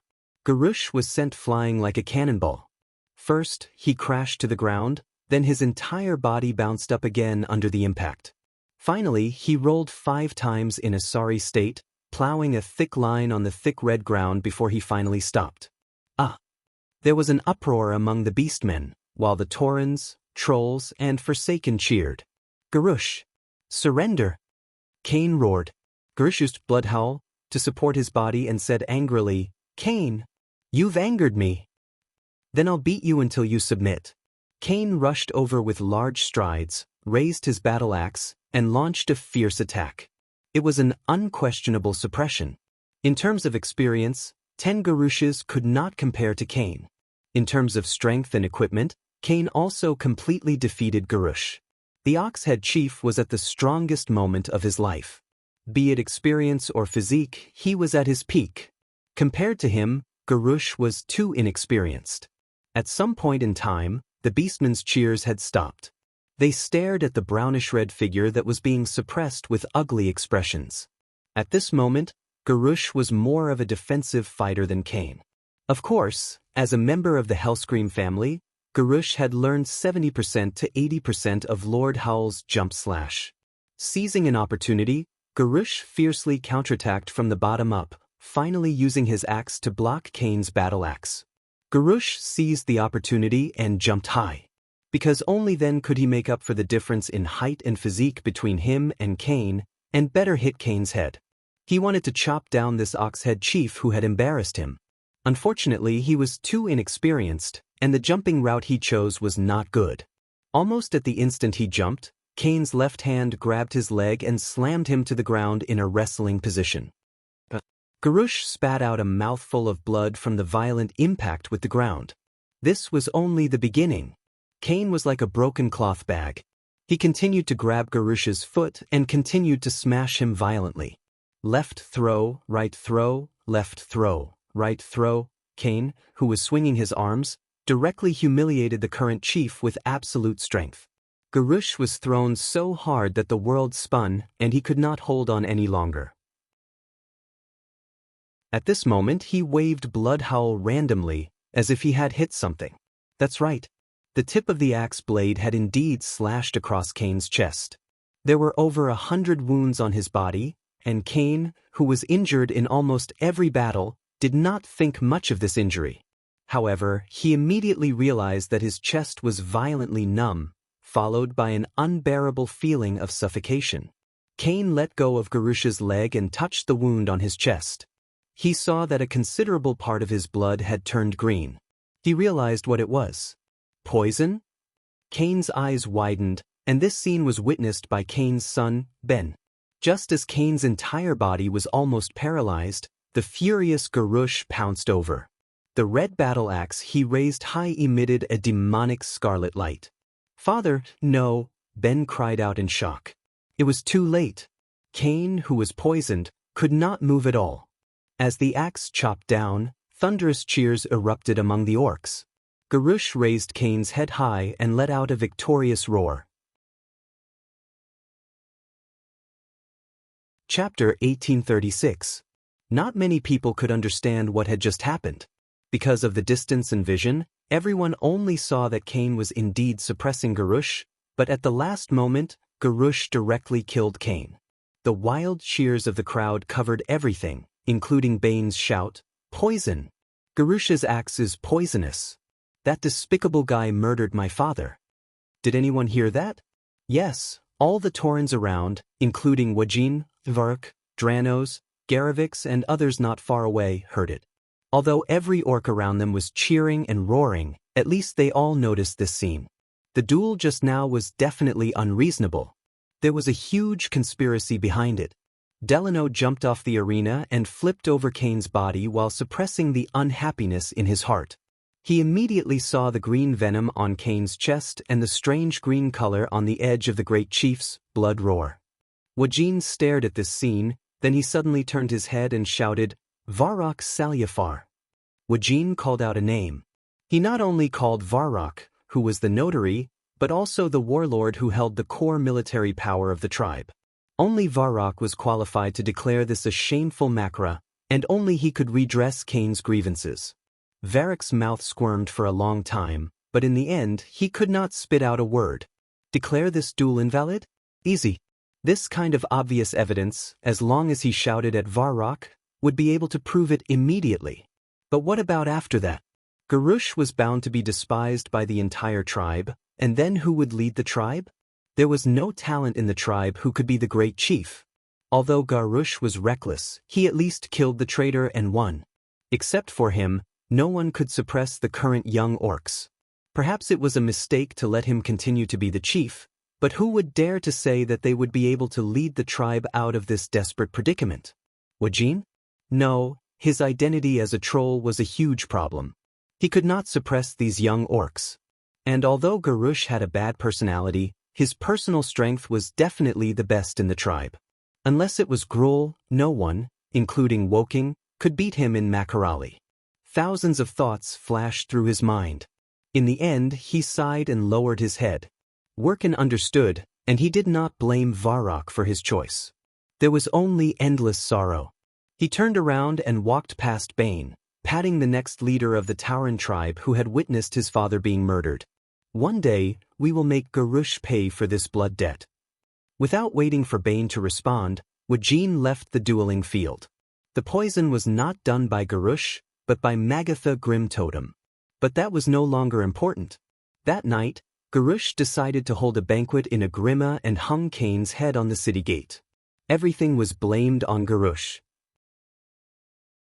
That same night, Woken found Varrock, took out an oath written on wyvern skin, and declared to him, "From this moment on, I, Woken, on behalf of the Darkspear Trolls, officially declare our peaceful departure from the tribe in accordance with the terms of the declaration made with Chief Sar. If Garush chooses to advance, we, the Darkspear Trolls, will wait for the war in the Echo Islands. Of course, you can also raise your axe to me at this moment, and I will respond with my spear." Varrock was stunned, his lips trembling. Is this necessary? You have made your choice. The Darkspear Trolls have also made their choice. That's all. Without accepting any persuasion, Woken left Varrock standing alone in the chieftain's hall. What was even more shocking was that almost immediately after, Dranos also found Varrock. The Forsaken have announced their departure from the tribe. But this is not true, you are. I used to be an orc, and you used to be my father. But I am already dead, and the dead are not qualified to have the same rights as the living, are they? Garush didn't think much of me anyway. But I am now the leader of the Forsaken, and I have to be responsible for my people. So be it, father, if you can't stay. Welcome to Winterspring. Or, like our chieftain's father, Grom, you can rely on Duke Marcus. For you, that is also a good choice. Ignoring his father, who was completely speechless, Delanos used his ice-cold body to hug his father, who still had blood flowing and body temperature, then threw down an oath and left proudly. That night, the goblins and Taurens also announced their departure.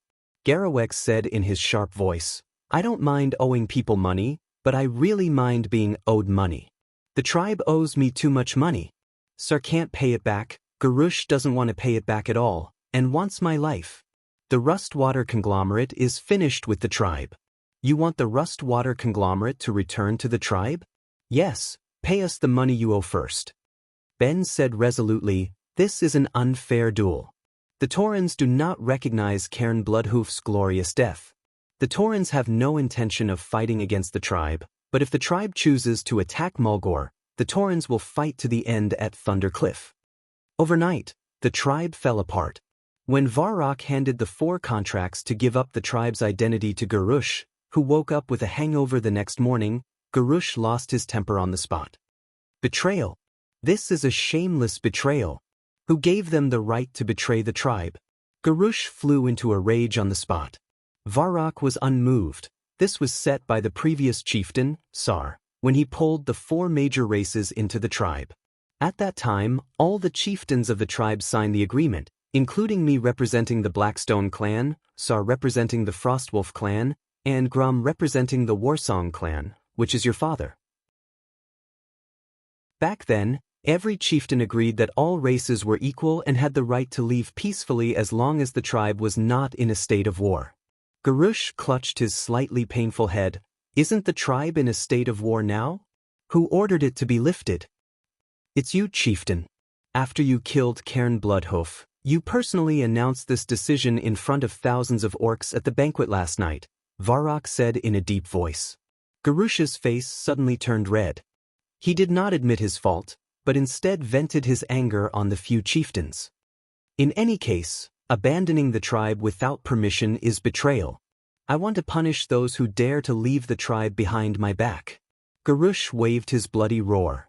As the chieftain, of course you have the right to declare war. Remember, if you do this, it means that you are declaring war on the 4 major races at the same time, and they are very likely to fall to the Alliance. The most important thing is that we neither have a ship to the Echo Islands nor enough food to support an army of more than 100,000 to attack any other race. Varrock retorted coldly. Chapter 1837. By the way, the Kodo, which was the best at carrying things, had also been brought back by the Minotaurs. The Horde could only rely on hard labor. Or use werewolves to pull the carts. Garush was stunned. Didn't I order for the barren lands to be hunted? Varrock said, the barren lands don't have enough prey to support an army of 500,000. Even if the Great Rift Valley is an oasis, it won't do. In the later stages of the game, our hunters would have to travel more than 50 miles to hunt every day. To put it bluntly, the Alliance was waiting for the Horde to start a war. Varrock had sworn that no matter who the chief was, he would obey the orders of the one in the position. The brave beastmen would always keep their oaths. He was very satisfied with the beastmen's sense of supremacy. If the Horde did not listen to a single warning, he would immediately kill them. After more than 3 hours, the 4 women were finally taken care of. Duque, who was hugging one on each side, opened a bottle of 1982 Sprite. Kalia was a little confused. She tilted her head. Is that so? Ilucia, who was lying on the chaise longue, laughed. I knew it. In the business world, Duque, what you've been doing all this time is stealing raw materials. If you really want the Horde to be good, you should do what we did to help Kalia. Not only should we buy raw materials, But we should also build railways and factories in the places of production. We can also improve the local industry while doing fine processing. Garush was furious that the 4 leaders had left without saying goodbye. He did look down on the other races, but that did not mean he did not enjoy the pleasure of commanding them. Everyone? Jaina was stunned. But would the beastmen dare? The horde has endured long enough. For 12 years, Duque, who had been advocating cooperation between the alliance and the horde in public and in private, finally admitted his attitude towards the horde in private for the first time. After Garush came to power and tore up the trade treaty with the alliance immediately started a cold war. Duque opened a portal and went to several places. He dragged Kalia from Lordaeron, Ilucia from South Sea City, and Tyrant from Mount Hyjal. Even worse, he could not find a place to rob even if he wanted to. Actually, it was not as if there were none. The most prosperous places in Orgrimmar were Azhara and Grey Valley. Good news. Great news. Dooku was beaming with joy. Such a big event, we should find everyone to celebrate. Most of the time, Garush felt that the Tauren and Trolls were troublesome races that only gave him complaints about not being able to live. When they did leave the tribe, Garush immediately became angry again. The irascible Garush did not give up and asked for several methods, all of which were mercilessly rejected by Varrock. When Varrock reported this to Gurus, the great tribal chief flew into a rage. His violent temper made every beastman who had no choice but to enter the great tribal chief's hall tremble with fear. Tyron was a little curious. Duke, did you want to destroy the horde from the start, or did you change your mind midway and go against the horde? In the end, he still suppressed his anger. Duque used his free hand to hold Tyron's Mount Hyjal as he said honestly, "From the start, I wanted to destroy the horde. Unfortunately, I've never succeeded. Everything is decided by the times." He blurted out, "So many of us have died. Why is there no food left?" Only the orc tribe was left, and they had no food or resources at all. Of course, in this life, because Duque tricked Jaina in advance, her young heart suffered the most indelible blow. Jaina, who was known as fair trade with the tribe, had always been like Duque. On the surface, she acted like a good person, but in private, she never gave up on scheming against the tribe. Without airships, there would be no large-scale transportation. No. Duque had probably opened a bottle of fruit wine that the night elves had stored for 82 years with a special method and poured himself a full cup. Last night, the goblins had retreated. What made Varrock despair was that the Rustwater Consortium had taken away all the valuable things made by the goblins, such as the hot air balloon airships that connected Orgrimmar to other places. The only thing that made Varrock feel lucky was that Gurus seemed to know the gap between them and the Alliance. He did not dare to start a war with the Alliance. Otherwise, he would really be looking for death. On the other side, when Duque, who was waiting for news from Odom and Vastur, suddenly heard that the horde had split up, Duque did not say anything. He hugged Jaina happily and spun a few times on the spot. This was because she was the one that Duque had tortured the most. Almost every inch of her skin was planted with strawberries. He wanted to go on an expedition to destroy races like the Trolls and Tauren, but was told that there was no food. This surprised him. I couldn't hold it in. Duque pretended to be stupid. Varrock said coldly, "Great Chief, we need food to fight a war. Our methods of transporting and storing food are too backward. For every bag of food we transport to the Barren Lands, we will lose 3 bags of food along the way. In order to destroy Gujar, Orgrimmar's granaries are almost empty." This caused the horde's control over the various regions to drop by several levels. These words were nothing to a traditional orc, but they pierced deeply into Varrock Salufar's heart. For a moment, old Varrock almost wanted to pull out his axe and give this idiotic chief a good beating. In order to deal with the invasion of the Firelands, the Dalajan had already arrived at Mount Hyjal. The Alliance had stationed troops in Grey Valley, Azhara, and Theramor's Dustwallow Swamp. Among the 4 women, Jaina had the most complicated relationship with the horde in history. Before Theramor was hit by the magic bomb, focusing Rainbow, Jaina had a very long honeymoon period with the horde. Jaina, who was said to have sold her father out, had a very good relationship with her rumored male friend, Thrall, which caused her father trouble. The wyverns alone could not meet the speed and quantity of transportation. The horde did not have a railway, so all transportation would return to the more primitive era of animal power. When Duque brought all the harem he could find to Karazhan's bedroom, Duque laughed and began to break the armor of the women. Where the Duke Divine Sword was, the terrifying scene of 999 consecutive strikes shocked everyone present. Oh, if you didn't say it, I would have thought that you, Duke Marcus, were a selfless hero who only cared about the public. But that's good, it proves that I didn't misjudge you.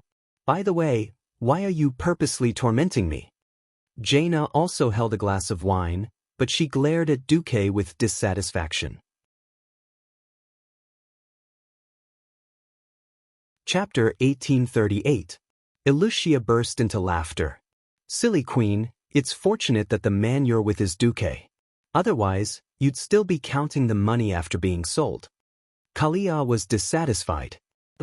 If it wasn't for Duque forcing me, I wouldn't have wanted to be the queen. I might even become the #1 adventurer in the Alliance, as well as a professional cleric in the Alliance's hero group. Kalia's words made sense, and Lucia was defeated. The two girls immediately became a ball of fun. That beautiful spring scenery.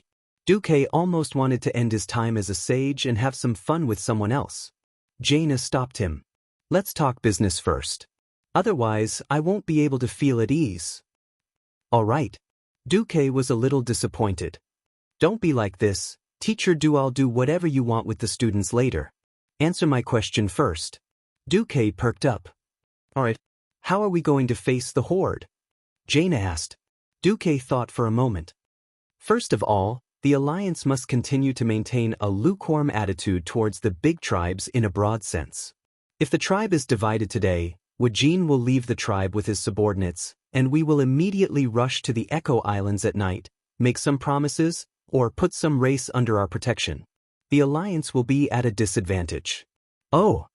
Even a veteran politician like Tyrant was surprised, much less a political noob like Kalia.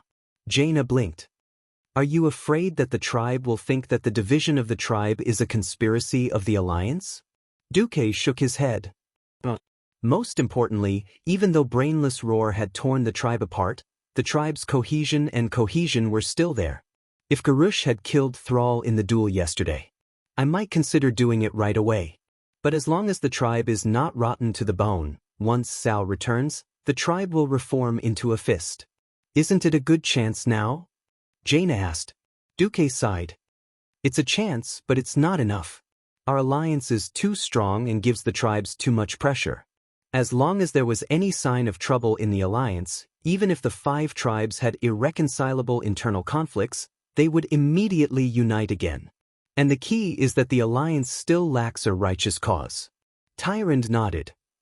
Yes, the alliance is indeed not a violent organization. The alliance clearly lacked a reason to wipe out the entire tribe.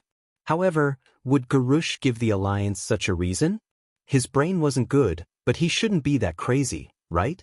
At least he hasn't declared war on the alliance yet. No, I think, maybe everyone underestimated his stupidity. Of course, it's just that he doesn't have the chance now. When he does, Duque scrutinized it. In this life, the tribe was even more chaotic than before, and the division was even more severe. In the end, it was because Duque's own arrangements over the years had taken effect. He commanded the alliance to suppress the horde's expansion, causing the horde's territory to shrink by at least half. At the very least, the Tirisful woodland was no longer controlled by Undercity, and the Long Song forest was no longer controlled by the Blood Elves led by Lord Thema. With less territory, the corresponding resources were far less than in history. Naturally, their ability to resist pressure was even worse. In order to ensure the survival of the Beastmen, Gris consumed the population and completely plundered the resources of the other 4 races for the Beastmen to use. Naturally, the backlash was even greater. It could be said that in this matter, the alliance had already gained the absolute upper hand. Unfortunately, Nisario did not die, and Brainless Roar did not further seek death. Duque wanted the alliance to make a move, but it was still lacking a little bit. Although he was happy, Duque could only suppress the ecstasy in his heart and not announce anything to the public. At this time, Kalia said a little strangely, "Yes, speaking of which, you've also accepted Sister Iral. Why didn't you call her for your secret celebration, Duque?" Duque had a strange look on his face. It was Jaina who giggled and said, "Of course we have to find her for the celebration, but there are many things that can't be told to her. If she knows, all the Drenii will know." Indeed, Hoof was a little mature. Unfortunately, she still had the mentality of a typical young girl. Anything good in one's heart could never be hidden from the people around them. It was such a big thing that Duque wanted to secretly deal with the Horde. It was good enough that the various tight-lipped queens knew about it.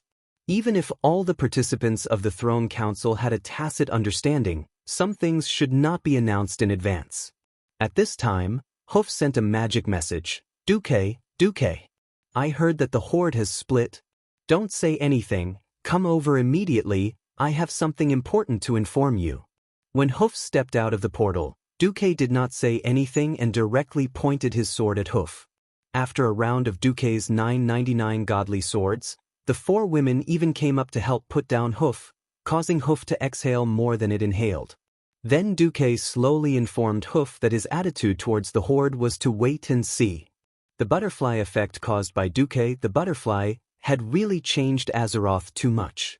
Originally, in history, the cataclysm should have been Sal's most glorious moment. Sal, who had been promoted to the Shaman of Salvation because of the cataclysm, should have been widely praised throughout the entire world and received the greatest recognition from the Sleeping Dragon Temple. Unfortunately, with Duque's existence, it seemed that there was nothing for Sal to do. At this moment, in Nagrand, Sal, who was wholeheartedly practicing the way of shaman, suddenly received news from the spirit of the earth. What? Duque killed the fire demon King Ragnaros and officially replaced it as the supreme lord of the fire elemental world? And forced all fire elemental creatures to serve the Alliance mages first? Sal's heart was like a level 12 hurricane. Because the broken planet Draenor, where Nagrand was located, was too far away from planet Azeroth. In the absence of special magic communication, it was normal to rely on the elemental spirit to transmit the news for such a long time. He felt terrible in his heart. He gave up his power and left the Horde, of course, because he was forced by the political situation. What he really wanted was to protect the world of Azeroth, to become a demigod, and to gain the recognition of him and the tribe from the Sleeping Dragon Temple. At least in the general trend, he would not be left behind by the Alliance. Otherwise, if every world-destroying event had nothing to do with the tribe, and if the Alliance really wanted to attack the tribe, the Long Sleep God Temple and the Protectors would definitely stand by and watch, or even help the Alliance. At that time, the Horde would really be finished. But Duque sitting on the throne of the King of Fire was definitely destroying Sal's plan. The way of shaman was to communicate with the elemental spirit, which was a relationship of request. It was absolutely different from Duque's, "I'm the Emperor, you do whatever I want you to do." Duque made the fire elementals serve the Alliance first. To put it bluntly, in the future, the shamans of the Horde would not be able to use fire elementals to attack the Alliance. Otherwise, they would turn around and burn the shamans first. This feeling of being stuck at the source was like being strangled by a rope that could pull you up and hang you at any time. Chapter 1839. This is bad. Duque will definitely let Sylvanas, who is already a demigod of wind, deal with Al-Likir, and let Vashj, who is also a demigod, enter the throne of tides. If all three elements are controlled by the Alliance, Thrall did not dare to continue imagining it. I have to change direction. The priority should be the Earth. This is my last chance to overtake them. Thrall was unknowingly getting a little impatient. He did not realize that impatience was the worst thing to do when it came to the Earth. Due to the lack of information, Thrall did not realize that there was a mortal called Magni Bronzebeard who was already so much ahead of him in the path of the Earth. While Thrall was getting impatient, Duque was enjoying the clumsy pillow talk. "Duque, let me tell you, beastmen are all brutal fellows, Sob, sob, sob. Don't talk, savor it. Duque said righteously as he pressed down on her head and held her horn. Hoof rolled her eyes, but could only bury her head in her work. Hearing that the tribe was splitting, the Drenii, who had a deep hatred for the beastmen, naturally had other thoughts. So-called forgiveness was **T to the middle and lower class Drenii. You killed my entire family. Do you expect me to say, long live forgiveness and wait for you to kill me? Duque saw Hoof's clumsy but hard work and gave her some hope. Before the crisis of the world's destruction is over, the Alliance will not make any moves. At least he managed to appease Hoof and the Drenii. Anyway, those who understood would naturally understand. The key was that Duque did not say anything from start to end. After the tribe split, Duque waited bitterly for 3 days before he finally received the first piece of good news. As a demigod of the Azeroth weave, Duque was extremely sensitive to changes in the elements. After all, the biggest access points for the elements in the weave were fire and ice. The fire element flowed unimpeded, and the weave could receive as much as the fire elemental world overflowed. There was no need to be too serious in monitoring the fluctuations of the water element. Before this moment arrived, the supply of water elements was unstable. Tidehunter Neptulin had never communicated with Duque. Ever since Duque established the weave, he had been walking the path of Hydraxia's water elementals. It wasn't very generous, but at least Duquedasis could give him a 5% share. Suddenly, Duque was pleasantly surprised to find that the share had jumped from 5% to 51%. In the next second, the magic communication with Vashj that had been blocked for a long time returned to normal. In the magic mirror, Vashj's long red hair fluttered in the deep sea, giving off a mysterious and hazy beauty. She respectfully crossed her arms on her shoulders and bowed towards Duque on the other side of the screen. Then she transmitted her soul voice. Dear Master, your most loyal servant, Celia, did not disappoint you. In the tidal throne, she slew the king of sea monsters, Azamat, and saved the water elemental lord, Tidehunter Neptulin. After my persuasion, Neptulin is now willing to follow me and serve you as the supreme ruler. Well done, my Celia. When you come back, I will reward you well. This conversation contained too many hidden words from both sides. Vashj clearly referred to herself as a demigod in all public occasions. But in front of Duque, she would always be the little maid that Duque saved in Azhara's palace. And Duque called her Mycelia. This kind of recognition was the biggest reward for Vashj. There seemed to be some kind of liquid in the water from the corner of Vashj's eyes. That should be tears. There was another image in the magic mirror, and it immediately switched to Neptulin. Neptulin was a huge humanoid creature, almost 10 stories tall, similar to Lager. He had a dark blue humanoid upper body and a cone-like water elemental lower body, as if he was wearing a skirt.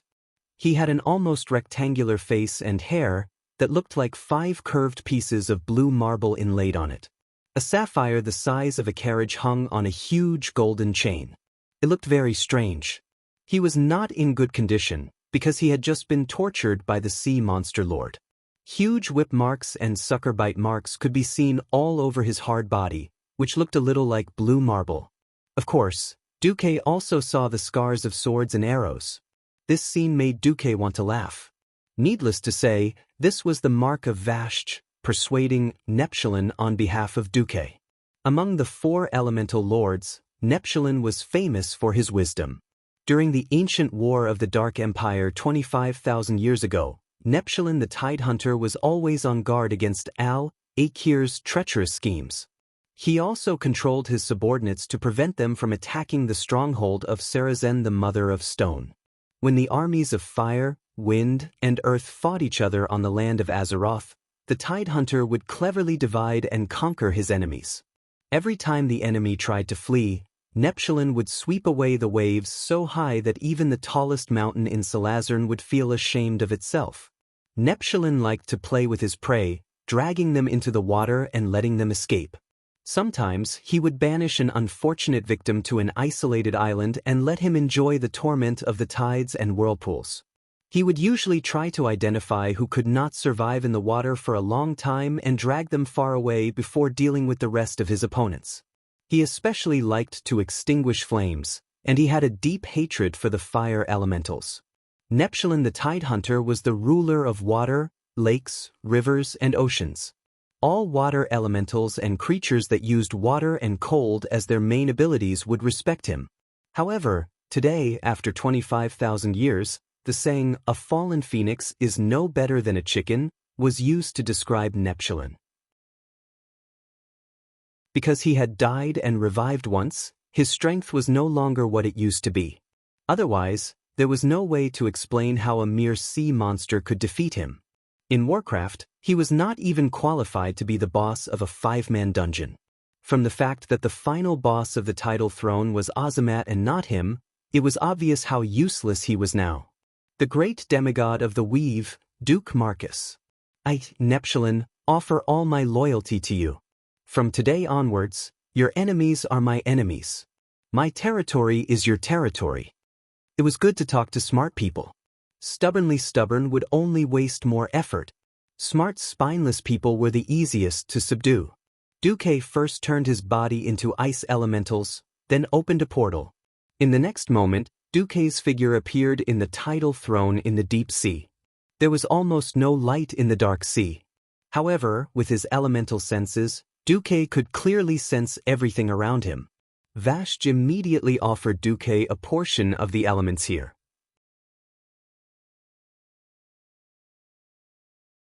Chapter 1840.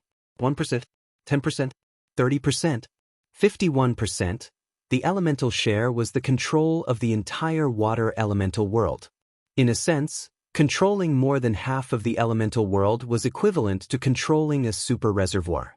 As a ruler, he could control how much water was released. It was like fish in a dry swamp or accumulating small amounts. An elemental world was a little different from a reservoir.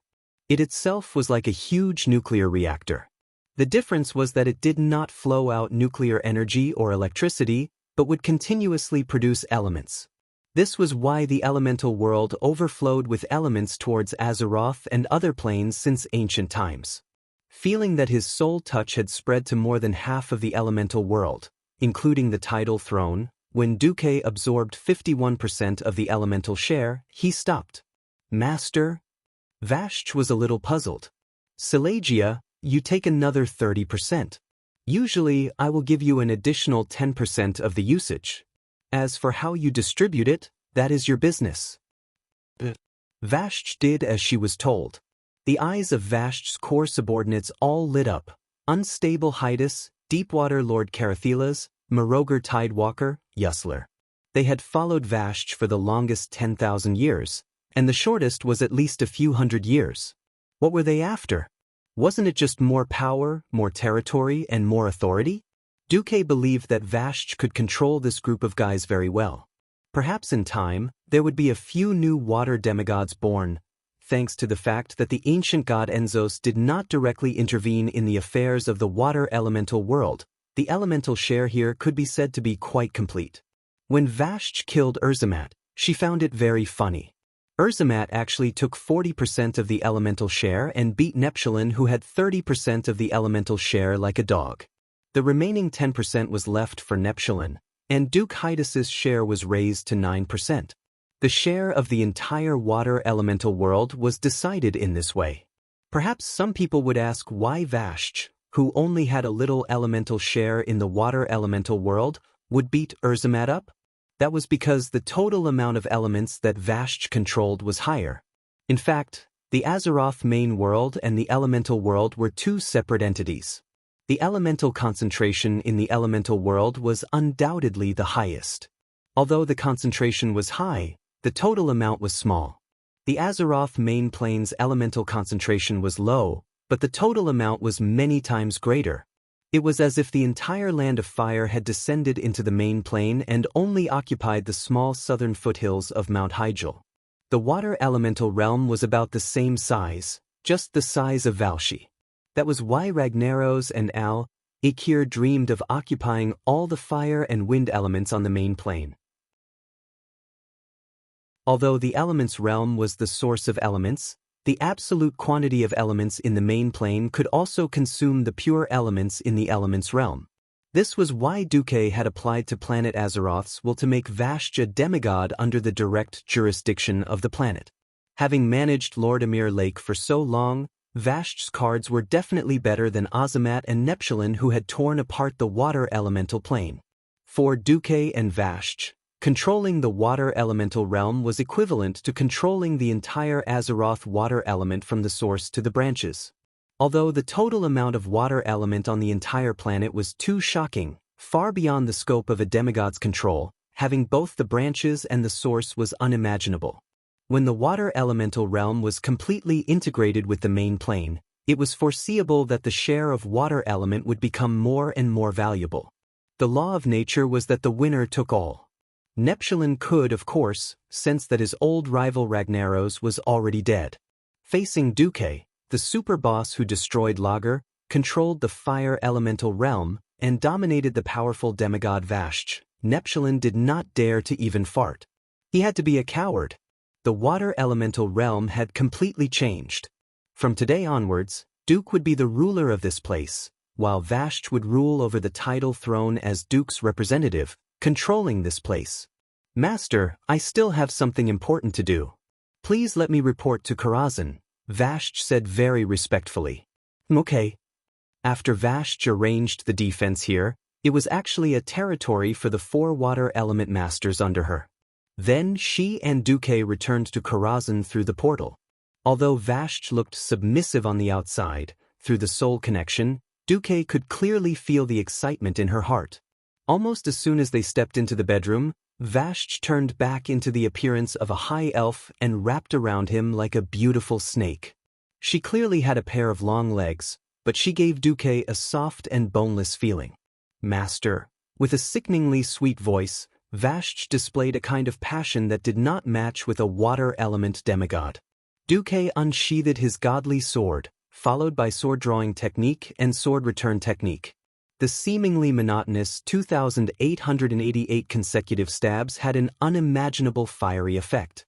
In the end, Vashj, who overestimated herself and wanted to challenge Duque, ran out of stamina and was put to the ground, limp like mud. Duque raised his eyelids. This is your important matter? Nothing is more important than confirming Master's care for me.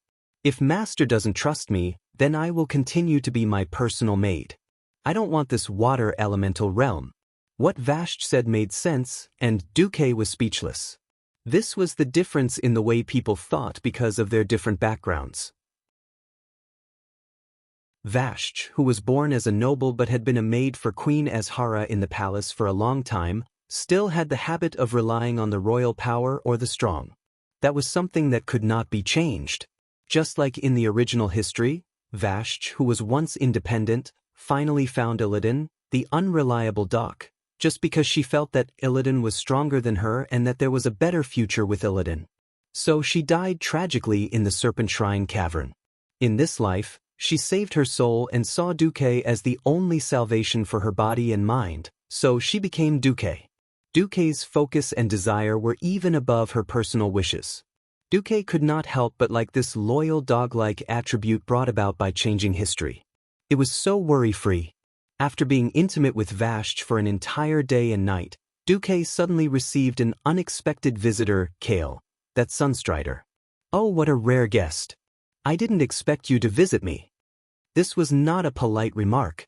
Although Duque had helped Kale back then, and Kale was very grateful to Duque, for the sake of his subordinates, Kale had to create a small circle independent of the Alliance's power circle. This group of people was under orders from the Alliance, but also a bit like an organization like Silver Dawn, with a certain degree of independence.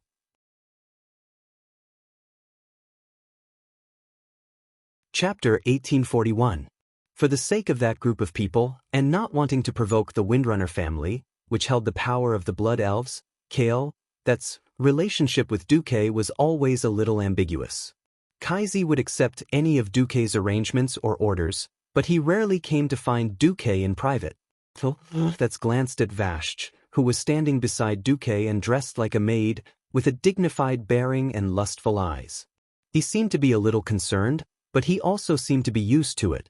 His reaction was a little strange. What? I've already reported Vashch's attack on the water elemental realm at the throne meeting. Duque found it strange.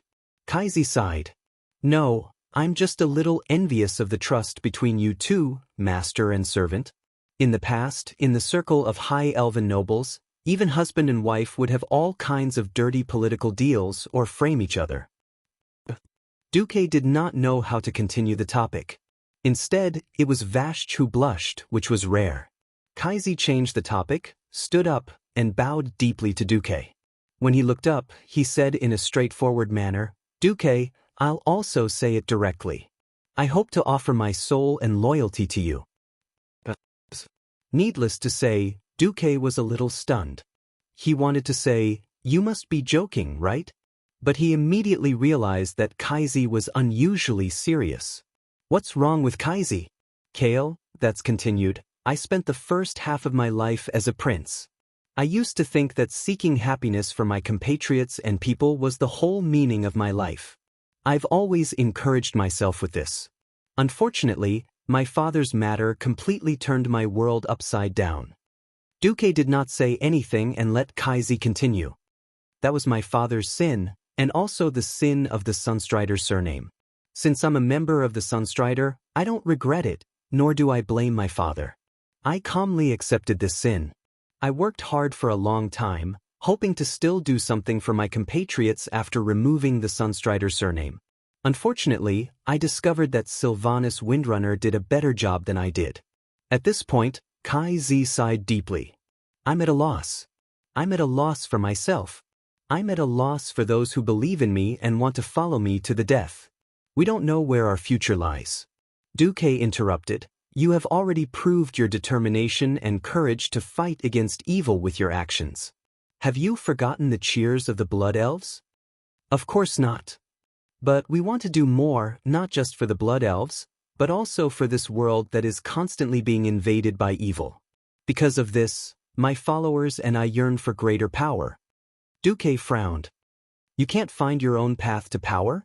That became agitated, and his voice became more sonorous. No, I found it. But this is the only path that suits me, and it requires your absolute trust. Duque realized what Kaizi was referring to. Vashch, who was beside Duque, also had a fierce look in her eyes. As long as Duque gave her a look, she would not hesitate to attack Kale. Duque sat comfortably on the sofa and lay back down. His voice was a little unfathomable. You want the share of the fire elemental world that I control? I know it's shameless of me to make such a request as an outsider, but I don't have a better way, and I believe that this can solve the problem of my followers having similar symptoms of magic addiction in the future. So in exchange, my followers and I are willing to offer you all our souls. At this point, Kale, that's no longer bowed, but knelt down deeply to worship Duque. It had to be said that Kale, that was very accurate in this matter. Unlike in the fire elemental world, Duque did not have a capable assistant like Vashch in the fire elemental world. So Duque only symbolically gave Majordomo 5% and made him a manager. As for the other two guys, Sharnox, the fire demon hunter who had joined Duque in advance, gave him 3%. As for Madron, who would have become the fire elemental lord because he had chosen the tall among the short in history, that was too bad. I'll give you 1%, take it or leave it. Duque monopolized 91% of the shares and was in an absolute position of dominance. Duque's ambition was not just the fire elemental world. He had to at least take care of the arcane, fire, and frost elements to become a true god. He could not have so much energy to concentrate on managing the fire elemental world. It should be said that Majordomo was enough to manage it. The problem was that Majordomo was too weak. Even if he became a demigod, his combat power was still as high as 5 among demigods. Duque's real representative in the fire elemental world should be like Vashch, who could fight and had his deep trust. That was ideal. Kale, that's proposal scratched his itch. After all, at the end of the day, Duque could not absolutely trust Majordomo. That guy was forced to surrender by Duque. Since he could surrender to Duque, There was no guarantee that he could surrender to other powerhouses in the future. In this life, Kai Zi did not fall into a state of madness because of his clansmen. His pure heart was still worthy of praise. There was no need to say who the balance in his heart was leaning towards. Duque crossed his fingers and placed them on his knees. He pretended to think for a while before nodding in agreement. But I agree. There are many people who are willing to offer their souls to me in exchange for power, but not many of them have character and will that I recognize. You happen to be one of the few, so I agree. That's kowtowed heavily and said loudly, "Thank you, Master. I'll go and call my followers over to pay their respects to the Master." A few minutes later, Kai Zi brought a group of subordinates and filled Duque's reception room. "Greetings, Master," dozens of elves said in unison. Duque had to admit that Kale, that was quite popular. In addition, the nobles of the mages were quite unhappy with the power of the once lowly ranger faction. Not every mage who had lived for thousands of years and was used to being a big shot could condescend to be ordered around by the ranger faction. Therefore, a large number of mages joined Kale. With the help of the weave, just Kai Zi's subordinates alone could form a new Silver Moon Council. From now on, Master will only have the great weave demigod Duke Marcus. Eichel, that Sunstrider, am just one of Master's servants. Everyone, please recognize your new identities. Kai Zi instructed. Yes, dozens of people answered in unison. Kai Zi turned to Duque. Master, you can choose any one of them to be your guard or maid. Back then, Kai Zi had given Duque an astromancer, Solarin. It was unknown if he was addicted to giving them away, or if the high elves had the habit of giving girls away. In any case, Duque was still a little uncomfortable. You're tuning in to the Wang Lin's Journey YouTube channel. Don't forget to subscribe and join us on this journey to catch the most captivating stories.